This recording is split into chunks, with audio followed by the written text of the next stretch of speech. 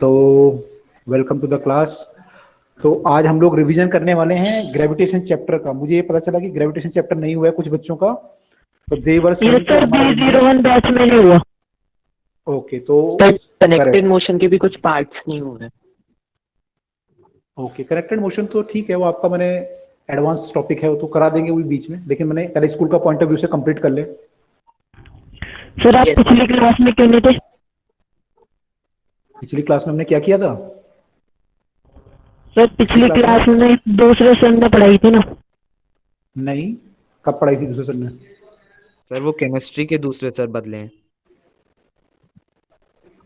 हाँ केमिस्ट्री में आपके अंकित सर आए होंगे लास्ट क्लास में ना। वो केमिस्ट्री में थे यार, फिजिक्स में तो मैंने ली थी क्लास।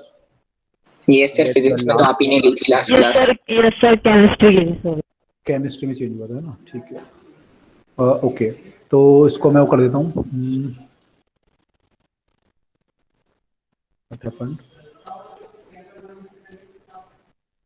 ओके तो मुझे ये बोला था कि भाई ग्रेविटेशन में बच्चों का टॉपिक रह गया, तो पहले हम वो कंप्लीट कर लें। तो आज एक्चुअली मैं वो टॉपिक ही करने वाला था।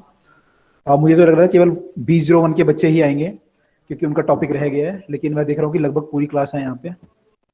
तो चलिए कोई नहीं, स्टार्ट करते हैं। फिर भी हो सकता है बाकी लोगों ने पढ़ा हुआ है टॉपिक, थोड़ा सा स्लो लगेगी स्पीड, है ना। तो जिन लोगों ने पढ़ा हुआ है उनको स्लो लगेगी, लेकिन जिन्होंने नहीं पढ़ा है उनके लिए जरूरी है। तो आज हम उसी को फोकस करने वाले हैं। जिन लोगों ने नहीं पढ़ा है टॉपिक उनको फोकस करके हम लोग ये पढ़ने वाले हैं, ठीक है। ओके तो चलिए हम लोग स्टार्ट कर रहे हैं ग्रेविटेशन चैप्टर। और मैं ये एज्यूम कर रहा हूँ कि आप लोगों ने नहीं पढ़ा हुआ है, थोड़ा बहुत ही आपको पता है, ज़्यादा पता नहीं है, तो उस हिसाब से मैं पढ़ाऊंगा।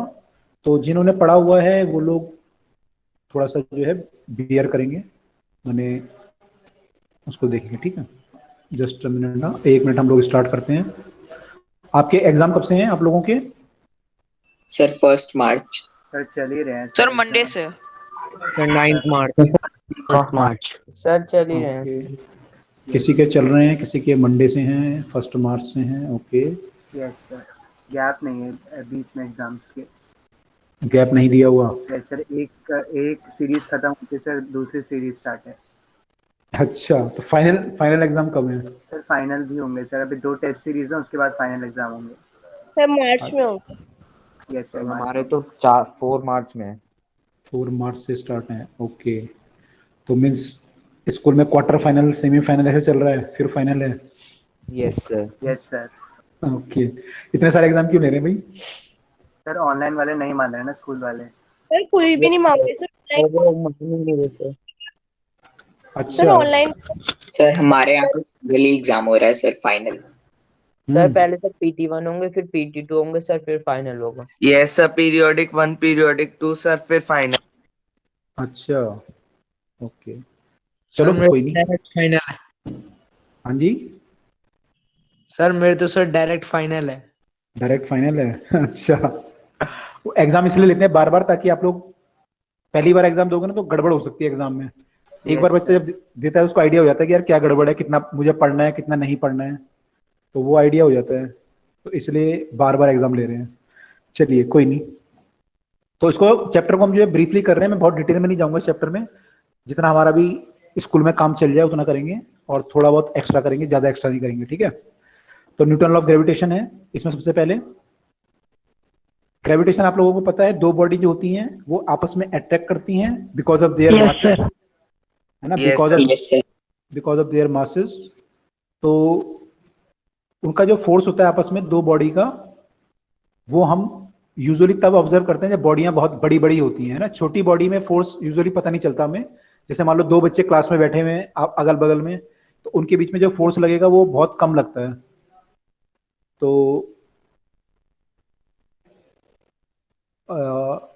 उसको हम यूजुअली जो लेते हैं वो तब लेते हैं जब बॉडी हमारी बहुत बड़ी होती है, उसमें हम कंसीडर करते हैं। तो न्यूटन लॉ ऑफ ग्रेविटेशन क्या? बॉडी का मास बहुत ज्यादा होगा।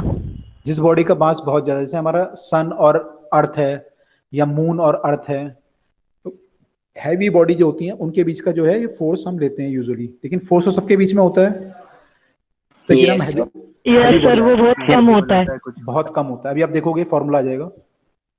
तो दो बॉडी हैं आपकी, मान लो, इनके बीच में जो फोर्स होता है, न्यूटन ने ये बोला था कि इनके बीच का जो फोर्स होता है वो इन दोनों के मास पे डिपेंड करता है एक तो, और इनके बीच के डिस्टेंस पे डिपेंड करता है। Yes sir. तो जो फोर्स है वो इन दोनों के प्रोडक्ट ऑफ द मास पे डिपेंड करता है, उसके प्रोपोर्शनल होता है, डिस्टेंस पे, और डिस्टेंस, डिस्टेंस से इनवर्सली प्रोपोर्शनल होता है, इनवर्स स्क्वायर। ठीक है, ऐसे जितना Yes, आपका डिस्टेंस ज्यादा होगा उतना फोर्स क्या होगा, कम होगा। कम, कम। अगर मैं डिस्टेंस को डबल कर दूं तो फोर्स कितना हो जाएगा, 4। 1/4। 1/4। अगर मैं डी को डबल कर दूं तो 1/4 हो जाएगा। ठीक है, अब हम अगर इन दोनों चीजों को कंबाइन कर दें आपस में तो हमारा क्या आएगा, force proportional to m1 m2 by d square. Sir अगर हम डी को डबल कर दें या फिर सर अगर हम फोर्स को डबल कर दें? डी को डबल करें अगर, ओके सर। ठीक है। Yes. तो अब हमारा फोर्स, आपको पता है जब भी आप प्रोपोर्शनल का साइन हटाएंगे तो एक कांस्टेंट आता है आपका, तो यहाँ पे जो यस सर, कांस्टेंट जी। यहाँ पे जो कांस्टेंट, करेक्ट, यहाँ पे जो कांस्टेंट आता है उसको हम बोलते हैं ग्रेविटेशनल कांस्टेंट, कैपिटल जी से लिखते हैं हम लोग। Yes. ये स्मॉल जी से अलग है ना, स्मॉल जी अलग होता है।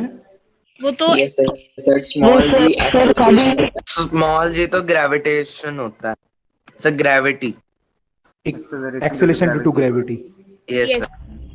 ठीक है, sir small g place to place vary करता small g place to place vary करता है, तो उसको हम ग्रेविटेशन कांस्टेंट बोलते हैं, या फिर यूनिवर्सल ग्रेविटेशन कांस्टेंट भी बोलते हैं ना, universal gravitational constant. Gravitational constant. Yes, sir. हम सर हर जगह constant होता है. इसका वैल्यू हर जगह यस सर, constant लगता है 0.022 into 10 नहीं कितना होता है वैल्यू, सर ये तो भूल Sir, 6.672 into 10 power minus 11 Newton meter square per kilogram square. 6.67 10 to power minus 11। Yes, sir, minus sir. 11. ठीक है, इसका यूनिट अगर हम निकालेंगे तो यूनिट कैसे निकाल सकते हैं, जी जो है हमारा का Sir, f d square Sir, by force m1 into m2 G upon mass Newton का meter square. square by Upon kilogram mass square. Sir Newton kg. Newton, तो ये हो गया। फिर Sir, meter square. Metre square, क्योंकि आपका ये यहाँ पे जो है ये डी स्क्वायर है, तो मीटर स्क्वायर Yes, sir. पर KG square. Yes, sir. Yes, sir. तो this is the value of capital G. Yes sir, Yes. Yes, sir. Okay, और ये वैल्यू हमारी हमेशा कांस्टेंट रहती है, चेंज नहीं होती है कहीं पे भी। यस सर नहीं Yes, sir. ओके, तो ये जो हमारा फोर्स है, Newton law of gravitation force, ये जो है हमारा इस फॉर्मूले से रिप्रेजेंट होता है। This is known as Newton law of gravitation. Okay sir. तो इसका यूज करके हम लोग अपना फोर्स निकाल सकते हैं, राइट। Yes, sir. ओके, अब ये जो फोर्स है आपका, इसकी कुछ प्रॉपर्टी है। जो फोर्स आपका आप देख रहे हो, ये फोर्स जो है किस पे डिपेंड कर रहा है, एक तो प्रोडक्ट ऑफ द मास पे डिपेंड कर रहा है और उनके बीच के डिस्टेंस पे डिपेंड कर रहा है। Yes, sir. ठीक है। Medium के independent होता मीडियम के इंडिपेंडेंट होता है, तो उसमें मीडियम पे डिपेंड नहीं करता। अगर आप दो बॉडी के बीच में कोई भी मीडियम रखें, चाहे वो एयर हो या कोई और मीडियम हो, यहाँ पे हम ऑयल भर दें या कुछ और भर दें, तो यहाँ पे हमारा जो फोर्स है इन दोनों के बीच में, ग्रेविटेशन फोर्स, हाँ। वो सेम चेंज नहीं होगा। Yes sir, Yes, sir. ठीक है, तो वो चेंज नहीं होगा। तो gravitation force is independent of the medium, we can say. Yes sir. Yes, है। Yes, sir. Yes, sir. पहला तो इंडिपेंडेंट ऑफ मीडियम है, Sir, always attractive. Always attractive है, correct, attractive in nature. Always attractive है। और Yes, क्या sir. बोल सकते हैं? दो ऑब्जेक्ट्स के बीच में लग In Or, between two objects. It acts along the line joining the centers of two objects, sir. क्योंकि जो मास है वो सेंटर पे हम कंसंट्रेटेड मानते हैं। Yes, sir. एक मिनट, हाँ मैं गलत लिख दिया ये। Sir in nature.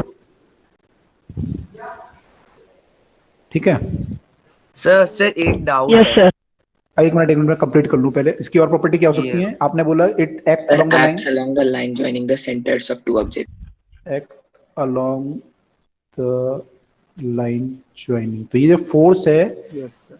ये along the line joining act करता है, यानी दो आप ऑब्जेक्ट को जोड़ेंगे तो ये फोर्स इस तरफ को एक्ट करेगा ऐसे। Yes, ठीक sir. है। Sir, This force is object not to affected if any object is midpoint. between two objects. Sorry, Sir, the force Sir, is not affected if an object is kept between the two objects, and they correct they correct will be attractive forces बोल सकते हैं कि it is independent of the presence of the other objects. in the Yes. middle of the. Yes. Sir और ये भी लिख सकते हैं कि sir gravitational force is only act between object that have greater mass. नहीं, एक्ट तो सबके बीच में करेगा, बस वहां पे कम होगा फोर्स। अगर दो हम कम मास लेंगे तो वहां भी एक्ट करेगा।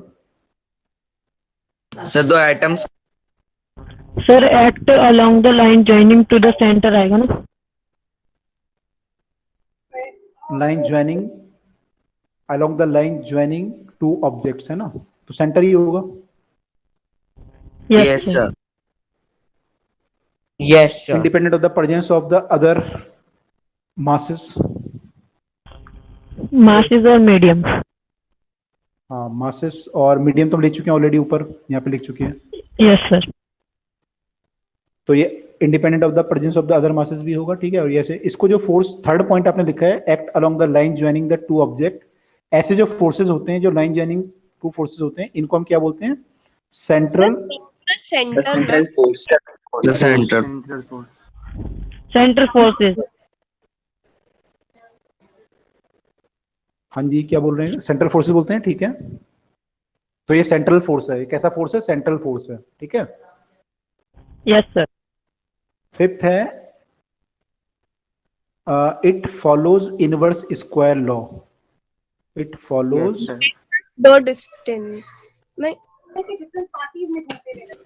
Inverse square law. I think आप समझ रहे होंगे इनवर्स स्क्वायर लॉ मतलब force is inversely proportional Yes. Yes to sir D square और आर स्क्वायर। Yes. तो फोर्स के साथ है ना? हाँ जी, okay sir, okay. Okay. It follows inverse square law, तो ये इसकी कुछ प्रॉपर्टी हैं ग्रेविटेशन फोर्स की। तो आई होप ये सबको क्लियर हो गया है। Yes, sir. Yes, sir. Sir इसका रेंज भी तो लिख सकते हैं ना हम? Sir it is a long range force. Yes, correct, absolutely. कैसा है ये? Sir long range long range. Long range क्यों बोलते हैं? बहुत दूर Sir, तक बहुत दूर वाली सर बॉडी बहुत दूर attract तक हो सर जाती होता है, जैसे सन के फोर्स ऑफ अट्रैक्शन की वजह से अर्थ रिवॉल्व करती है। करेक्ट। वो सन भी और बहुत अर्थ तो बहुत दूर दूर हैं। Yes, sir. Yes sir Short sir sir range- बहुत दूर दूर से सर अट्रैक्ट कर लेते हैं एक दूसरे को। और शॉर्ट सर रेंज ये फोर्स। फोर्स, सर ये फोर्स जो है सर, ये जो मेन फोर फोर्सेस हैं उनमें से ये यस सर weakest सबसे है। वीक है। वीक फोर्स है, करेक्ट, ये भी बोल सकते हैं। It is a very weak force. अच्छा, शॉर्ट रेंज फोर्स कौन से होते हैं? सर जो सर जैसे कि जो जैसे न्यूक्लियर फोर्स जो होते हैं। Sir weak nuclear force sir जैसे जैसे न्यूक्लियस आप देखेंगे तो वीक भी है और शॉर्ट रेंज भी है। शॉर्ट रेंज मतलब न्यूक्लियस जो होता है ना, यस सर उन्हीं के बीच में होता तो न्यूक्लियस के पार्टिकल के बीच में फोर्स काम करता है। लेकिन वो कब काम करता है? जब पार्टिकल न्यूक्लियस के अंदर हो। अगर ये पार्टिकल थोड़ा सा ही बाहर आ जाएगा, नहीं करेगा काम। काम नहीं करेगा। तो ये है। डिस्टेंस ऐसा तो नहीं बहुत करे ये डिस्टेंस तो बहुत ही कम है। ये तो बिल्कुल बहुत ही कम डिस्टेंस होता है ना। ये तो न्यूक्लियस तो पहले Yes, बहुत छोटा होता है न्यूक्लियस Yes, का sir. आपका। तो ये फोर्स केवल इसी के अंदर काम करता है, तो बहुत ही शॉर्ट रेंज का फोर्स है। लेकिन ग्रेविटेशन फोर्स हमारा अर्थ और सन के बीच में भी काम कर जाता है। तो it is a Yes, long sir. Range, है ना। तो ये लॉन्ग रेंज फोर्स है, लेकिन ये वीक है। यस सर वीक हाँ फोर्स है सर, क्योंकि जी का वैल्यू बहुत कम आएगा, माइनस मान- में। Yes, minus sir. में है। अगर Yes. दो मान लो स्टूडेंट खड़े हैं अगल बगल में और इनका वेट मान लो 60 kg मान लो, एक का 40 kg मान लो, तो इनके बीच में जो फोर्स आएगा बहुत ही कम आएगा अगर आप निकालोगे इनके बीच का फोर्स। तो Yes, yes sir. Sir Yes, sir. और ये सर कैसे- ऐसा है ना कि सर अगर हम साइड में ही खड़े हैं और वो जो ज्यादा भारी है वो हमें एकदम से अट्रैक्ट कर लेगा। तो ऐसा होता नहीं है, लेकिन कि फोर्स बहुत कम होता है हमारा, ये वैल्यू बहुत कम आती है। क्योंकि एक्सेलरेशन फिर बहुत कम प्रोड्यूस होता है।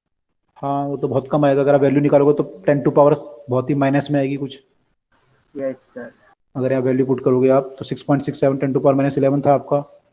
यस सर इनटू आप करोगे मान लो 40 इंटू 60 और डिस्टेंस आप मान लो 1 मीटर है, तो बहुत कम वैल्यू आएगी ना। ये तो कितनी वैल्यू आएगी? 10 टू पावर माइनस, ये 0 0 कट भी जाएगा तो -9 के करीब आएगा ये। यस तो सर। सर बहुत ही कम। 16 into 10 power minus 9 न्यूटन के आसपास आएगा। ओके, तो काफी कम वैल्यू आ रही है। Yes sir. तो यस सर। इसको हम नेगलेक्ट कर सकते हैं, बहुत वीक फोर्स है ये। तो यूजुअली हम हैवी बॉडी के जो होते हैं उन्हीं उन्हीं में हम फोर्स को मानते हैं, छोटी बॉडी में नहीं मानते हैं यूजुअली। ठीक है, this are the property of the gravitation yes force. Sir. Sir मेरा डाउट हाँ जी, अब बोलिए, डाउट क्या था?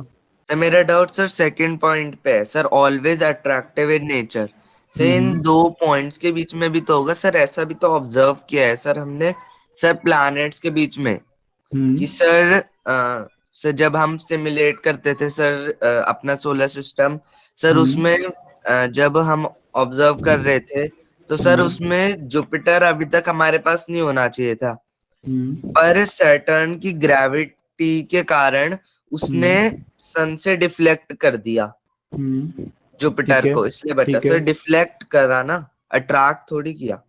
नहीं तो डिफ्लेक्ट तो किस लिए किया? क्योंकि सैचुरन ने उसे अट्रैक्ट किया होगा तभी तो किया, या रिपेल किया उसने?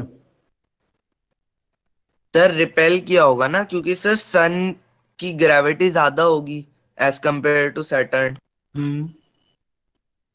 नहीं तो दोनों की होगी ना भाई। आपका पोजीशन देखो ना कहाँ पे है। मान लो आपका प्लेनेट कोई घूम रहा है, यहाँ पे सन है और ये प्लेनेट ऐसे घूम रहा है। मान लो कोई और प्लेनेट आ गया यहाँ पे और ये प्लेनेट इसके पास है, तो दोनों का फोर्स लगेगा ना इस पे। यस। तो अगर इसके कारण डिफ्लेक्शन हो रहा है तो वो भी तो अट्रैक्शन के कारण ही तो हो रहा है दोनों के बीच में। Yes sir. Sir net yes result. Sir. Sir जहाँ पे फोर्स ज्यादा होगा वो उस तरफ को मूव करने लगेगा। तो उसके कारण Okay, हाँ sir. बिल्कुल। तो ये अट्रैक्शन ही है ना, रिपल्सन तो नहीं है ये। ठीक है।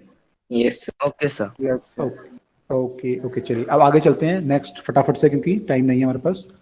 नेक्स्ट टॉपिक हमारा acceleration due to gravity. Kepler law भी है उससे, लेकिन मैं पहले एक्सेलरेशन ड्यू टू ग्रेविटी कर लेते हैं। वैसे केपलर लॉ पता है आप लोगों को? 3 लॉ होते हैं हमारे केपलर के। Yes sir. Yes yes sir. Sir. Yes, sir, आपके तो डिटेल में है नहीं, तो मैं बताओ क्या लॉ है। सर सर, पहला पहला तो पाथ ये ये होता है इलेक्ट्रिकल पाथ में रिवॉल्व करता है। इलेक्ट्रिकल। सर जो प्लैनेट्स है वो इलिप्टिकल पाथ में रिवॉल्व करते इलिप्टिकल हैं पाथ और में सन एक फोकस पे है। Yes sir. दो सर और सर वन दूसरा फोकी जो में radial velocity रहता है सर, मेनली 2 होती हैं फोकस। ठीक है, एक इलिप्स में 2 फोकस होती हैं। तो यस सन जो सर। है, ये जो आपका एक फोके में। प्लेनेट मूव कर रहा है वो इलिप्टिकल पाथ में मूव कर रहा है पहले तो। अब इलिप्स क्या होता है वो आप Yes, हायर sir. क्लास में पढ़ोगे कि इलिप्स क्या होता है। लेकिन यस सर। ऐसा कुछ शेप होता है इलिप्स का, और इसमें 2 यस सर। है ना। तो आपने अभी तक ये पढ़ा था कि जो प्लेनेट मूव कर रहा है वो सर्कल में मूव कर रहा है सन के चारों तरफ, लेकिन ऐसा नहीं होता। सन के चारों तरफ जो मूवमेंट Yes, होता है एक्चुअली प्लेनेट का, वो ऐसे ऑर्बिट में होता है, इलिप्टिकल ऑर्बिट में। Yes sir. Yes sir. और सर जो उसकी वेलोसिटी होती है सर, जहाँ पे रेडियस सबसे सर कम जहाँ होगा पे वहाँ पे फोकस वेलोसिटी की सबसे सबसे ज्यादा ज्यादा होगी। लेंथ। ओके, पहले फर्स्ट लॉ कर लेते सर तो सेकंड में आता है, एरियल वेलोसिटी सेम होती है। यस हैं। सर। Yes sir. एरियल हाँ। वेलोसिटी की बात नहीं कर रहा हूँ मैं, प्लैनेट की वेलोसिटी की बात कर रहा हूँ। कंजर्वेशन ऑफ एंगुलर मोमेंटम लगा रहे हो आप। Yes sir. Yes sir. तो फर्स्ट वाले केस लिखते हैं कि द प्लेनेट जो है move in a elliptical orbit. तो सर्कुलर में मूव नहीं करते, बल्कि उसने बोला कि planet moves in the elliptical और इलिप्टिकल ऑर्बिट।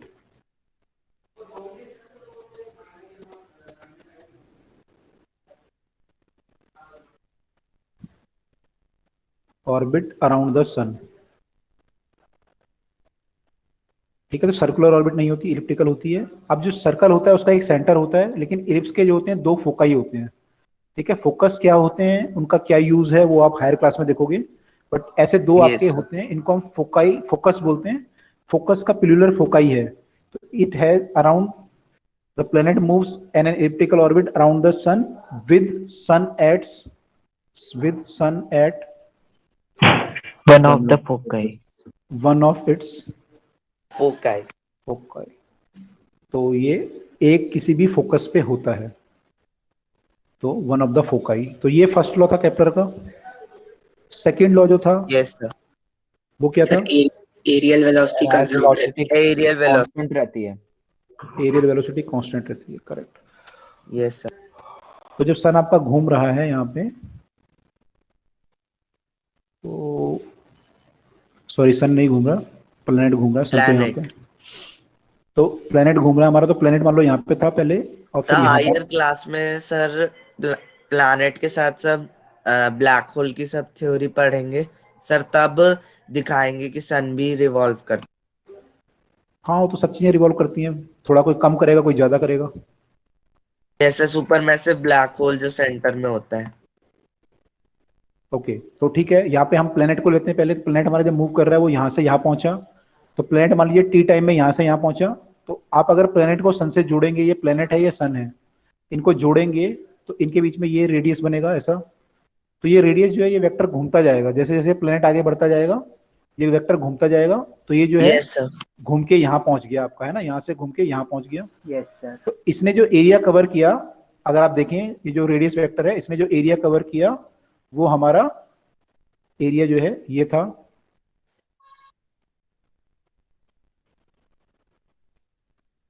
ये एरिया कवर किया, ठीक है। मान लीजिए ये एरिया इसने कवर किया टी टाइम में किया, कितने टाइम में किया, टी टाइम में।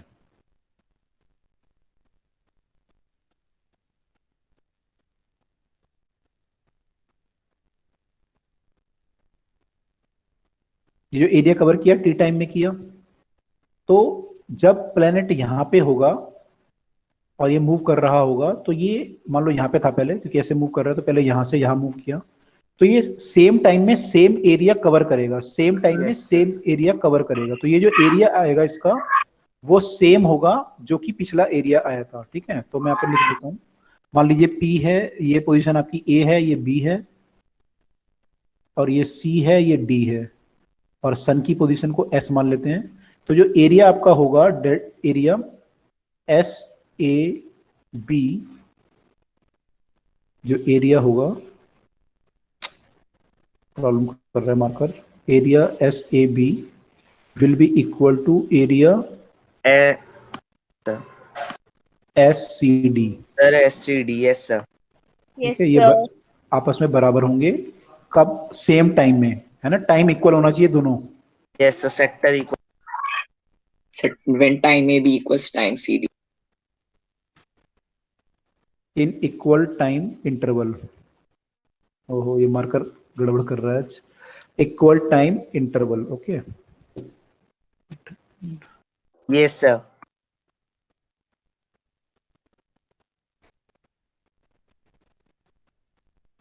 तो यानी कि area by time is same, अगर आप टाइम से डिवाइड करेंगे तो एरिया बाय टाइम आ यस जाएगा। सर। Yes, sir. तो हम सर बोल इसी सकते हैं, कारण बोलो बोलो। इसी कारण से सर प्लूटो जो है उसका भी इलिप्टिकल ऑर्बिट है सर। अभी वो दूर है सर फोकी पे सर, जैसे ही वो पास आने लग जाएगा सर उसकी वेलोसिटी बढ़ जाएगी और सर हीट भी बढ़ जाएगी, और सर वो इतना ठंडा है तो उसके ऊपर मैथोनोजन लाइफ फिर से एग्जिस्ट करने लग जाएगी। Okay, yes sir. कितना टाइम पीरियड है उसका? सर कह रहे हैं कुछ 1000 ईयर्स में हो जाएगा। 1000 ईयर, ओके। तो लाइन ज्वाइनिंग हम क्या बोलते हैं सेकेंड लॉ में, कि line joining planet to the sun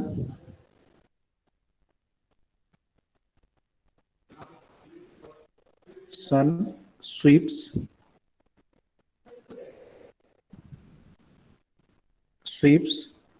equal area in equal time interval। I think आप स्वीप्स मैंने समझ रहे होगे। Yes, sir. जैसे आपका वाइपर होता है गाड़ी का, वो स्वीप करता है, या फिर झाड़ू हम बोलते हैं, झाड़ू स्वीप करता है। ये जो क्रिकेट जब शॉट मारता है स्वीप शॉट मारता है, ऐसे यहाँ पे रेडियस वेक्टर भी आपका मूव कर रहा है। तो it sweeps equal area in equal time interval. ये थोड़ा सा गड़बड़ कर रहा है, आप थोड़ा सा देख लीजिएगा। इक्वल टाइम इंटरवल मतलब सर लेता है ना, टाइम इंटरवल इक्वली लेता है, मतलब टाइम इक्वल। हाँ, अगर आप इक्वल टाइम उसे दोगे तो वो इक्वल एरिया कवर करेगा, है ना, इसका मतलब ये हुआ।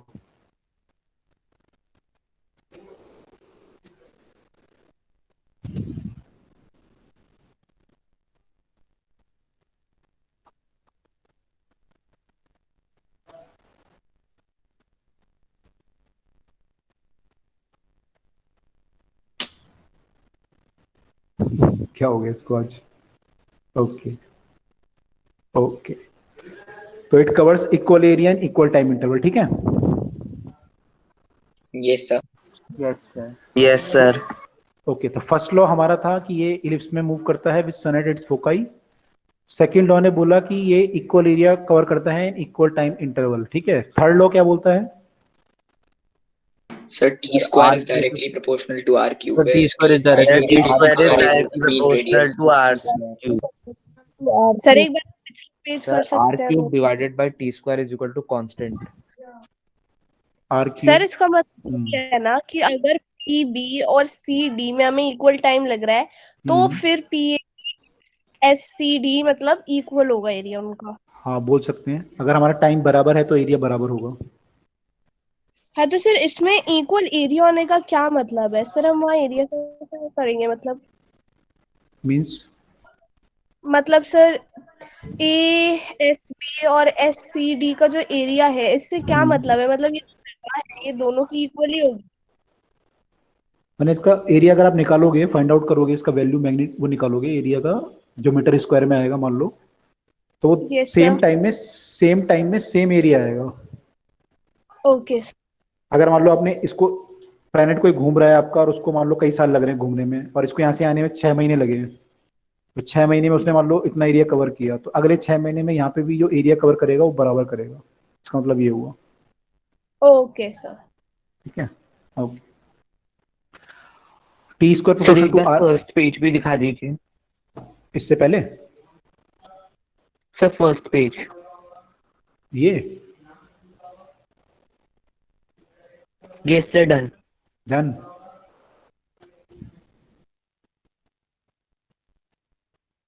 तीसरा लॉ बोलता है T square proportional to R cube, यानी कि प्लेनेट जितना दूर होगा उसका टाइम पीरियड क्या होगा? उतना ज्यादा। ज्यादा होगा। उतना ज्यादा। जितना आपका आर ज्यादा होगा उतना टाइम पीरियड भी हमारा ज्यादा होगा। तो टी स्क्वायर जो है प्रोपोर्शनल टू आर क्यूब होता है, यानी आर जो है डिस्टेंस है आपका यहां से यहां तक का। ठीक है, तो टी स्क्वायर जो इसका टाइम पीरियड है वो प्रोपोर्शनल टू आर क्यूब। तो आपका जो अर्थ है उसका टी कितना होता है? 365। 365.4 days. ये तो अर्थ का है। अगर आप उससे बाहर जाओगे जो बाहर के प्लेनेट है उनका क्या होगा फिर टाइम पीरियड? सर बढ़ जाएगा। Increase हो जाएगा। बढ़ जाएगा सर। बढ़ एक गई। सा वीनस का तो सर रिवॉल्यूशन से बड़ा सर छोटा होता है रोटेशन से। अच्छा, यस सर। तो टाइम पीरियड आपका बढ़ जाएगा, जितना प्लेनेट आपका दूर होता जाएगा उतना उसका टाइम पीरियड क्या होगा, ज्यादा वो टाइम लेगा घूमने में। ठीक है, Yes sir.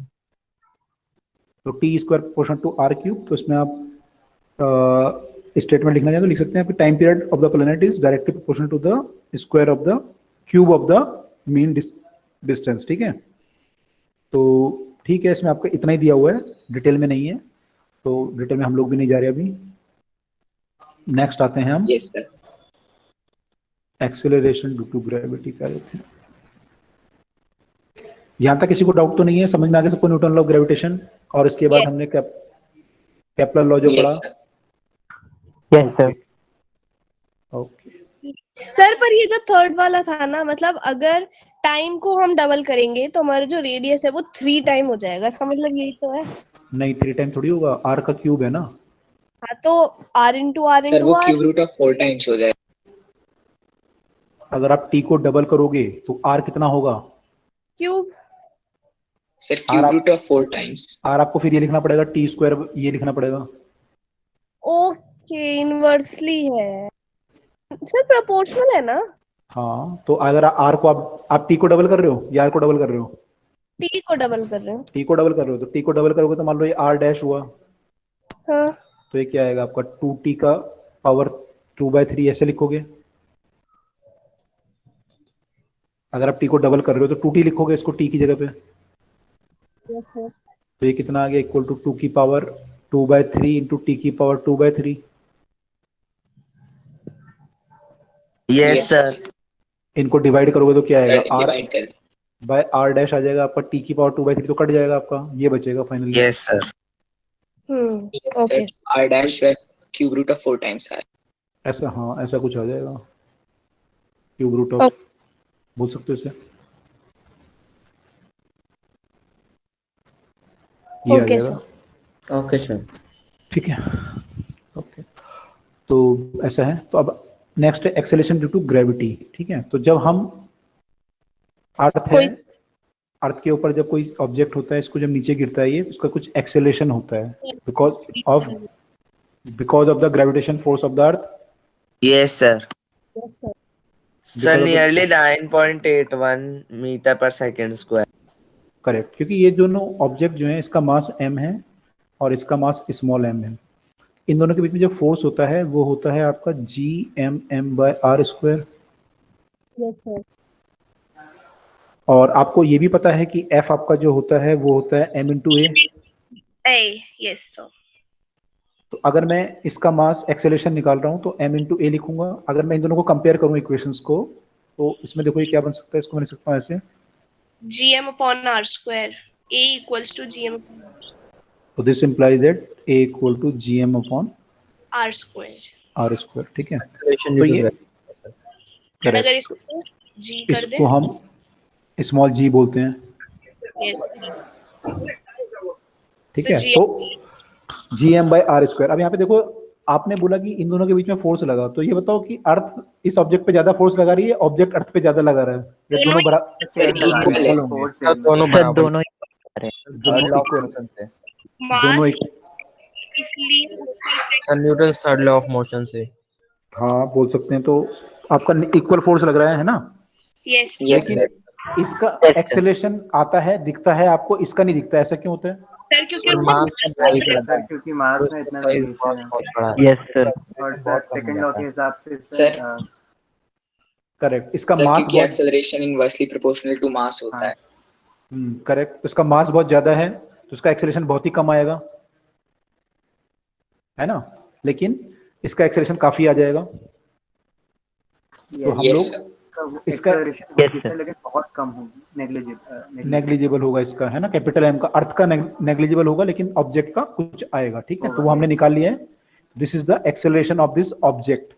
तो ये ऑब्जेक्ट जो एक्सेलरेट होगा विद दिस एक्सेलरेशन। तो इसमें अगर आप वैल्यू पुट करोगे g की, m की और r² की, तो अगर ये सरफेस ऑफ द अर्थ के पास है बॉडी, तो आपकी जो वैल्यू आएगी वो आपकी आती है 9.8। ये वैल्यू कितनी आती है हमारी? 9.8 मीटर पर second. Yes sir, 9.81, approximately yes, sir. करके 9.80 आती है। Yes sir. The 9.81.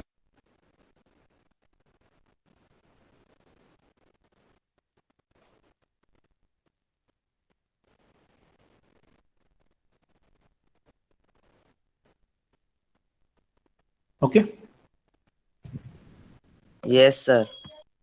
सर आपकी आवाज बंद हो गई सर अप्रोक्सीमेटली है ना? हाँ, ये अप्रोक्सीमेटली है। आवाज आ रही है आप लोगों को, या कोई बंद हो गई फिर? सर आ रही है अच्छे से। सर आ रही है। ओके, ठीक है।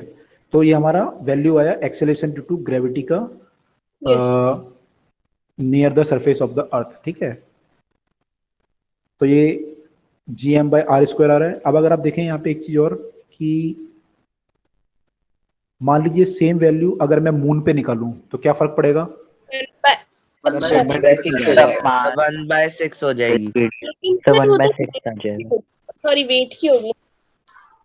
सर ये भी देखो, 1/6 से हो जाता है। अर्थ सर वेट इससे तो निकलता है। अर्थ पे अगर मैं g निकालूं तो I will write g mass of the earth by radius of the अर्थ का स्क्वायर, ये लिखूंगा। Yes sir. Yes sir. और मून पे क्या लिखूंगा मैं? Sir mass of the moon divided by radius Mass of of the moon divided by radius of the radius moon. Of the moon का square. Square Yes, लिखेंगे, sir. ठीक है। तो ये वैल्यू कितनी आती है g के टर्म में? अगर ये g अर्थ है तो ये कितनी वैल्यू आती है? Sir g/6। 1/6। Sir जी भाई। तो ये g/6 आती है लगभग, ठीक है। Yes, अगर मैं sir. वैल्यू तो सॉरी सर 1.68 आएगा ना अप्रोक्सीमेटली। हाँ, वो तो आप डिवाइड कर लो। ये 9.8 है हमारा, इसको आप लगभग 6 से डिवाइड करेंगे तो 1.67 1.63 आता है। Yes, sir. 1.63.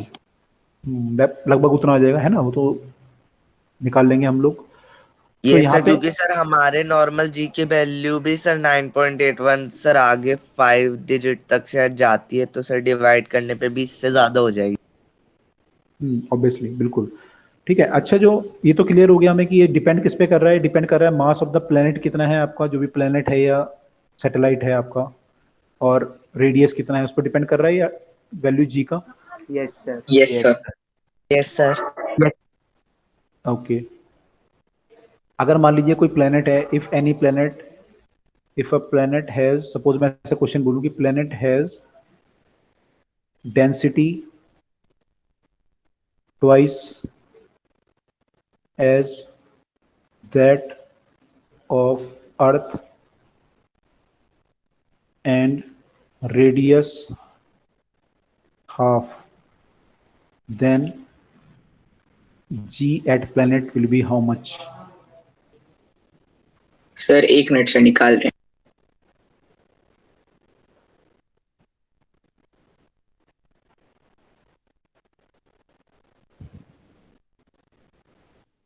सर सेम ही रहेगी।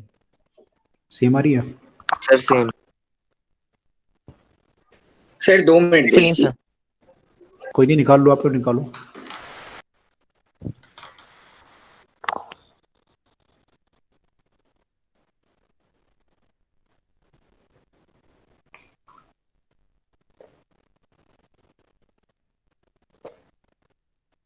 यस सर, सर सेम रहेगी।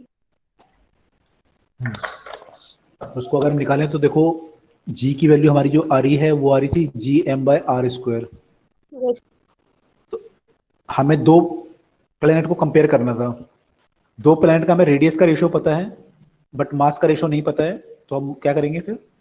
मास को कन्वर्ट कर देंगे वॉल्यूम में, वॉल्यूम इनटू डेंसिटी कर देंगे। Yes sir. तो ये ऐसे हो जाएगा। तो ये फॉर्मूला बन जाएगा आपका, r² से r कट जाएगा तो बचेगा g4/3 पाई r रो, ये बचेगा। Yes sir. Yes sir. अब हमने क्वेश्चन में क्या बोला है कि डेंसिटी तो डबल कर दो लेकिन रेडियस को हाफ कर दो, तो इसको हम डबल कर देंगे, इसको हाफ करेंगे तो क्या आएगा? सेम आएगा। Yes sir. सेम ही आएगा। Yes, sir. यस सर, दोनों कैंसिल हो जाएंगे। कैंसिल हो जाएंगे तो r को 2r करोगे और रो को रो/2 करोगे, रो डैश को, तो आपका जो वैल्यू है वो सेम आ जाएगा, कटी जाएगा, है ना? जी डैश हमारा जी के बराबर आ जाएगा। ठीक है? Yes sir. यस। तो आपने m की जगह यहाँ सर 4/3 पाई r³ क्यों लिखा? क्योंकि मेरे को m नहीं पता ना कि उसका m कितने टाइम्स है, तो मैं m निकालूं पहले कितने टाइम्स होगा मेरा m। Yes sir. मुझे पूरी स्क्वायर नहीं है ना सॉरी क्या बोल रहे हो जैद? भाई, अर्थ तो पूरी तरीके से स्क्वायर नहीं है ना। r का यहाँ पे क्यूब है और यहाँ पे स्क्वायर है। सर वो पूछ रहे हैं कि अर्थ जो है वो पूरी तरह से स्फीयर नहीं है ना। अच्छा, हाँ, जैद की आवाज थोड़ा कम आ रही है मुझे। आपको, आप लोगों को कम आ रही है क्या या मुझे कम आ रही है? यस सर, कम आ रही है। ऐसा थोड़ी कम आ रही। अच्छा, हाँ, अर्थ, ओके, अर्थ जो है पूरी तरह से स्फेयर नहीं है, थोड़ा सा वो जो है अभी देखेंगे उसको भी, वो थोड़ा यस सा सर। बीच में से बल्ज है, तो उसको भी देखेंगे। तो एनीवे पहले इसको खत्म कंप्लीट कर लेते हैं। तो मैं ये कह रहा था कि यहाँ पे हम इसलिए लिखा है मैंने क्योंकि मुझे यहाँ पे आर का रिलेशन पता था और मुझे यहाँ पे डेंसिटी का रिलेशन पता था। ठीक है?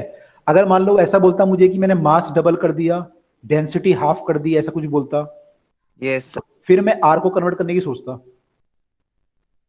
या मैं आर में रिलेशन Yes, निकालता कुछ, यस सर। तो है ना? तो एज पर क्वेश्चन मुझे अपनी स्ट्रेटेजी चेंज करनी पड़ेगी। ठीक है? Okay? Yes sir. Okay. Yes sir. तो हम, ठीक है, तो हम पेपर में देखेंगे हमें क्या दिया हुआ है, उसके अकॉर्डिंग हम लोग चेक करेंगे। राइट? चलिए, अब जो हमारा फॉर्मूला आया था वो G = gm/r² आया था। ये हमारा था सरफेस पे। अगर मान लो मेरा ऑब्जेक्ट मैं ऊपर ले जाऊं यहाँ पे, तो क्या होगा G का वैल्यू? सर डिक्रीज होगा। Sir decrease. ठीक है, यहाँ पे अगर मैं लिखूं इसका, r/r+h² के फैक्टर्स। हाँ, क्योंकि यहाँ पे जो डिस्टेंस होगा इसका, ये r है और ये h है, तो यहाँ पे जो डिस्टेंस होगा वो r+h हो जाएगा इन दोनों के बीच का। तो जो G की वैल्यू यहाँ पे yes. आएगी वो आएगी gm/r+h², ये आएगी। Yes sir. G डैश ये आया। अब इन दोनों को मैं अगर डिवाइड यस करूँ, सर। इन दोनों को अगर डिवाइड करूँ G'/G को, तो क्या बन जाएगा? gm/r+h²। और ये था हमारा GM/r का स्क्वायर। इन दोनों को काट लो तो क्या बचेगा, ये r² divide by r plus h का r प्लस h का स्क्वायर। Yes sir. स्क्वायर, यानी g डैश मेरा कितना बन गया, g into r by r plus h का होल स्क्वायर। ठीक है, तो ये जो g है ये कहाँ पे है, sir at the surface. Surface पे है, अरे एट द सरफेस।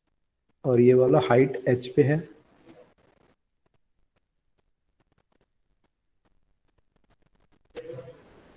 तो हाइट h पे जो मेरा g है उसका वैल्यू क्या आया, कम आया ज्यादा आया, सर कम आया। कम हो गया। कम हो गया है ना, क्योंकि यहाँ पे जब डिवाइड आप करोगे फैक्टर आपका 1 से Yes, कम sir. आएगा, तो ये वैल्यू आपका Yes, sir. 1 से, ये जो वैल्यू है कम आएगा। Clear? Yes sir. Yes sir. तो आपका जो g है it decreases with height.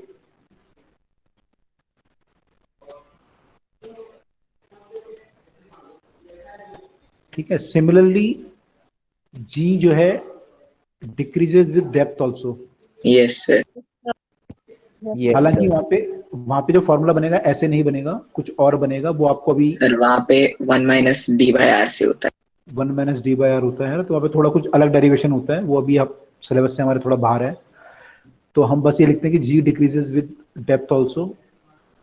Yes sir. तो डेप्थ पे डिसीजन, समझा सकते हैं जो आपने अभी समझाया, मैं डिस्कनेक्ट हो गया था 5 मिनट के लिए। अच्छा मैंने ये समझाया कि हमारा g जो था सरफेस पे यहाँ पर, उसका वैल्यू ये आएगा GM/r², ये अगर r है तो, यस ठीक सर। है। और अगर मैं हाइट h ले लूँ तो वहाँ पे वैल्यू क्या आ जाएगा, GM/r प्लस h का स्क्वायर, क्योंकि डिस्टेंस हमारा r प्लस h, डिस्टेंस हमारा r प्लस h हो गया। Yes sir. इंक्रीज हो जाएगा। Yes sir. ठीक है, फिर मैंने इन दोनों को डिवाइड कर दिया, g डैश को और g को, तो ये कट के ये आ गया मेरा। ठीक है, ओके सर। हाँ तो g डैश पे मैंने क्रॉस मल्टीप्लाई किया तो ये बन गया मेरा r प्लस h का स्क्वायर, ये बन गया मेरा। ठीक है, हाँ, सर। तो इससे क्या पता चलता है, मेरा g डैश का वैल्यू जो है वो g से कम है, क्योंकि यहाँ पे r प्लस h आ रहा है अपॉन में। Yes sir. ठीक है, तो मैंने बोला कि मेरा g जो है, g डैश जो है g से कम है, यानी जो ये g डैश है ये कम है g से। हाँ सर। तो विद हाइट मेरा g क्या हो रहा है, डिक्रीज। डिक्रीज। डिक्रीज हो रहा है। डिक्रीज ठीक हो है, रहा है। ओके। ऐसे ही और जब आप नीचे जाओगे तो with depth also it will decrease. Decrease. ठीक है, और सेंटर पे वैल्यू कितना होता है, 0। 0। सर 0। 0 होता है।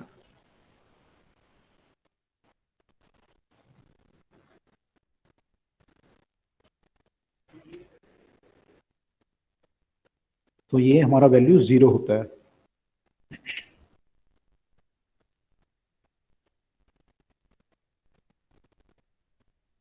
ठीक है, is it clear? Yes sir. Yes yes sir. Okay yes sir.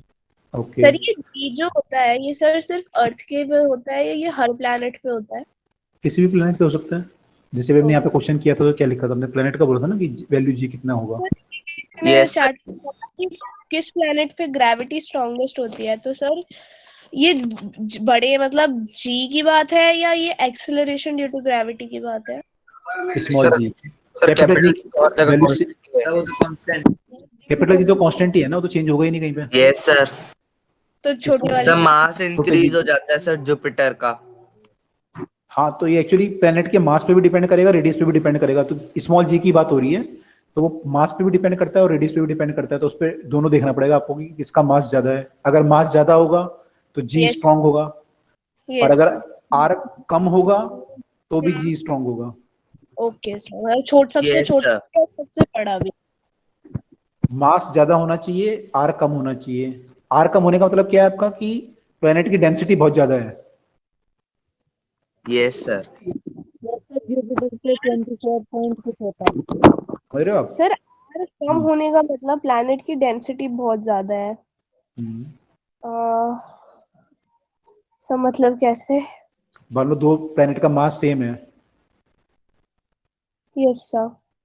और रेडियस एक का कम है, यस सर। तो एक का ज्यादा है तो कौन सा ज्यादा डेंस होगा? जिसका बड़ा है। सर कम है। इसका रेडियस कम होगा, रेडियस मास कम होगा। सर जिसका रेडियस इसका रेडियस कम है ना। मान लो एक बॉल है, सर, सीधा सीधा सर इसका वो कनेक्शन होगा सर, वॉल्यूम जो है उसका डिक्रीज हो जाएगा क्योंकि उसकी रेडियस डिक्रीज हो गई, पर जो उनका मास है यानी वो सेम है सर। जैसे एक बक्सा है छोटा सा, उसके अंदर सर 50 किलो का सामान डाला हुआ है, और दूसरे में उसका साइज बड़ा है और उसमें भी 50 किलो का डाला हुआ है, तो छोटा वाला ज्यादा डेंस हो गया, बड़ा वाला। ऑब्वियसली बोल सकते हैं, है ना। या फिर मान लो एक बॉल है और एक आपका कॉटन है, रुई है आपके पास, दोनों का मास सेम है, यस सर। डेंसिटी किसकी ज्यादा होगी? सर बॉल की। सर बॉल की। तो बॉल तो बॉल का रेडियस कम है इसलिए डेंसिटी ज्यादा है। अच्छा okay okay Yes, sir, sir. मतलब ज्यादा कॉम्पैक्टली पैक्ड है। ज्यादा कॉम्पैक्टली पैक्ड है। Okay sir. मास लेकिन दोनों का सेम है, एम है। मास दोनों का सर m बस है। एक ही मेरे को प्रॉब्लम आ क्या सर, problem आपने है? डेंसिटी लिख दी सर वहां पे मास की जगह, सर वो क्यों लिखा? कहाँ पर? यहाँ पर इस क्वेश्चन में? ये सर यहाँ पे सर m की जगह सर 4/3 पाई r क्यूब लिखा है। हाँ, इंटू रो लिखा है, क्या लिखना चाहिए? सर डेंसिटी को आपने मास के उसमें कर दिया ना। सर रो है वो। हाँ रो है ना, डेंसिटी है ना वो तो। Okay sir. सर मेरे को वो प्लैनेट मेरे को लगा वो प्लैनेट लिखा है। नहीं नहीं, वो ऐसे किया है मैंने, ये इसको मल्टीप्लाई किया ना, ऐसे किया है। ठीक है। Sir volume into density mass होता है ना। हाँ, वॉल्यूम इनटू डेंसिटी मास होता है, तो वही किया है। Yes sir. सर मुझे यहाँ पे ये भी प्लैनेट के लिए डिनोटेड सर, इसलिए मैं कंफ्यूज हो रहा था। नहीं नहीं, रो है या डी लिखते हो आप लोग, स्मॉल डी भी लिख सकते हो। यस सर, रो का सिंबल थोड़ा डिफरेंट होता है ना। ओके ओके, ठीक है। सर हाँ जी। सर अगर हम इस बात मतलब करें कि किस प्लैनेट पे ग्रेविटी जो है वो मैक्सिमम है, तो सर इसमें जो है वो हम ऐसे देखेंगे ना, मतलब जिसका मास सबसे ज्यादा है, लेकिन सर मास जो है वो तो डेंसिटी और वॉल्यूम दोनों पे डिपेंड करता है, तो सर सिर्फ ज्यादा वॉल्यूम से तो हम नहीं कह सकते ना। हाँ, अब मास से नहीं, मैंने आपको दो फैक्टर चाहिए ना यहाँ पे भाई, आप कह रहे हो मास यस अगर सर। सर आप तो कह जो रहे हो- गैसियस प्लैनेट्स हैं उनकी तो डेंसिटी कम है, हम्म, मतलब होनी चाहिए कम, तो सर फिर उनके बारे में हम कैसे कह सकते हैं सर? जैसे अभी जो चैट में लिखने की जुपिटर जो है उस पे ग्रेविटी सबसे स्ट्रॉन्गेस्ट है। अच्छा सर एक तो सर उसका मैग्नेटिक फील्ड भी सर बहुत स्ट्रॉन्गेस्ट होता है सर, उसकी रिवॉल्यूशन भी सर 6 घंटे में खत्म हो जाती है। Yes sir. और सर डेंस भी इसी कारण से ज्यादा है क्योंकि सर उसके क्लाउड्स तक इतने डेंस हैं कि सर उनके अंदर जब लाइटनिंग स्ट्राइक होती है तो सर डायमंड जो है सर, डायमंड जैसे मटेरियल फॉर्म होते हैं, और सर वो भी पिघल के सर वहां ओशन बन जाता है। अच्छा सर उसका सेंटर कहते हैं सर हीलियम से बना है sir, metallic helium. Okay. Helium and hydrogen से इतना डेंस है वो। ओके, तो इसमें क्वेश्चन ये था इनका बेसिकली कि जैद कुछ बोल रहे हो क्या? जुपिटर की ग्रेविटी 24.4 कुछ होती है ना। अच्छा, मुझे नहीं मालूम एग्जैक्टली वैल्यू कितनी है, तो सब प्लेनेट की अलग अलग है। I don't know the exact, I don't Yes, sir. Remember. पर ये डिपेंड करता है, देखो हमारा जो जी है वो gm/r² है ना, तो ये दोनों पे डिपेंड करता है कि आपका उस प्लेनेट का मास कितना है और उस प्लेनेट का रेडियस कितना है। जैसे मान लो हम इन दोनों को कंपेयर करें, अगर बॉल को और कॉटन वाले केस को दोबारा, तो जी कहाँ ज्यादा आएगा? इसके सरफेस पे जी निकालूं मैं और इसके सरफेस पे जी निकालूं? सर बॉल के सरफेस पे ज्यादा आएगा। बॉल की सरफेस पे ज्यादा है। ज्यादा आएगा, क्यों आया? क्योंकि मास दोनों का सेम था, ये भी सेम था दोनों के केस में, लेकिन बस आर जो है radius कम हो गया। इसका रेडियस Yes, कम है। वो बड़ा हो गया यस सर। सर ग्रेविटी कम हो गई। हाँ, तो ऐसा होगा, तो अगर मास आपका सेम है तो ये केस बन जाएगा। अब मान लो रेडियस सेम है, दो प्लैनेट का रेडियस सेम है, लेकिन एक जो है वो डेंस है काफी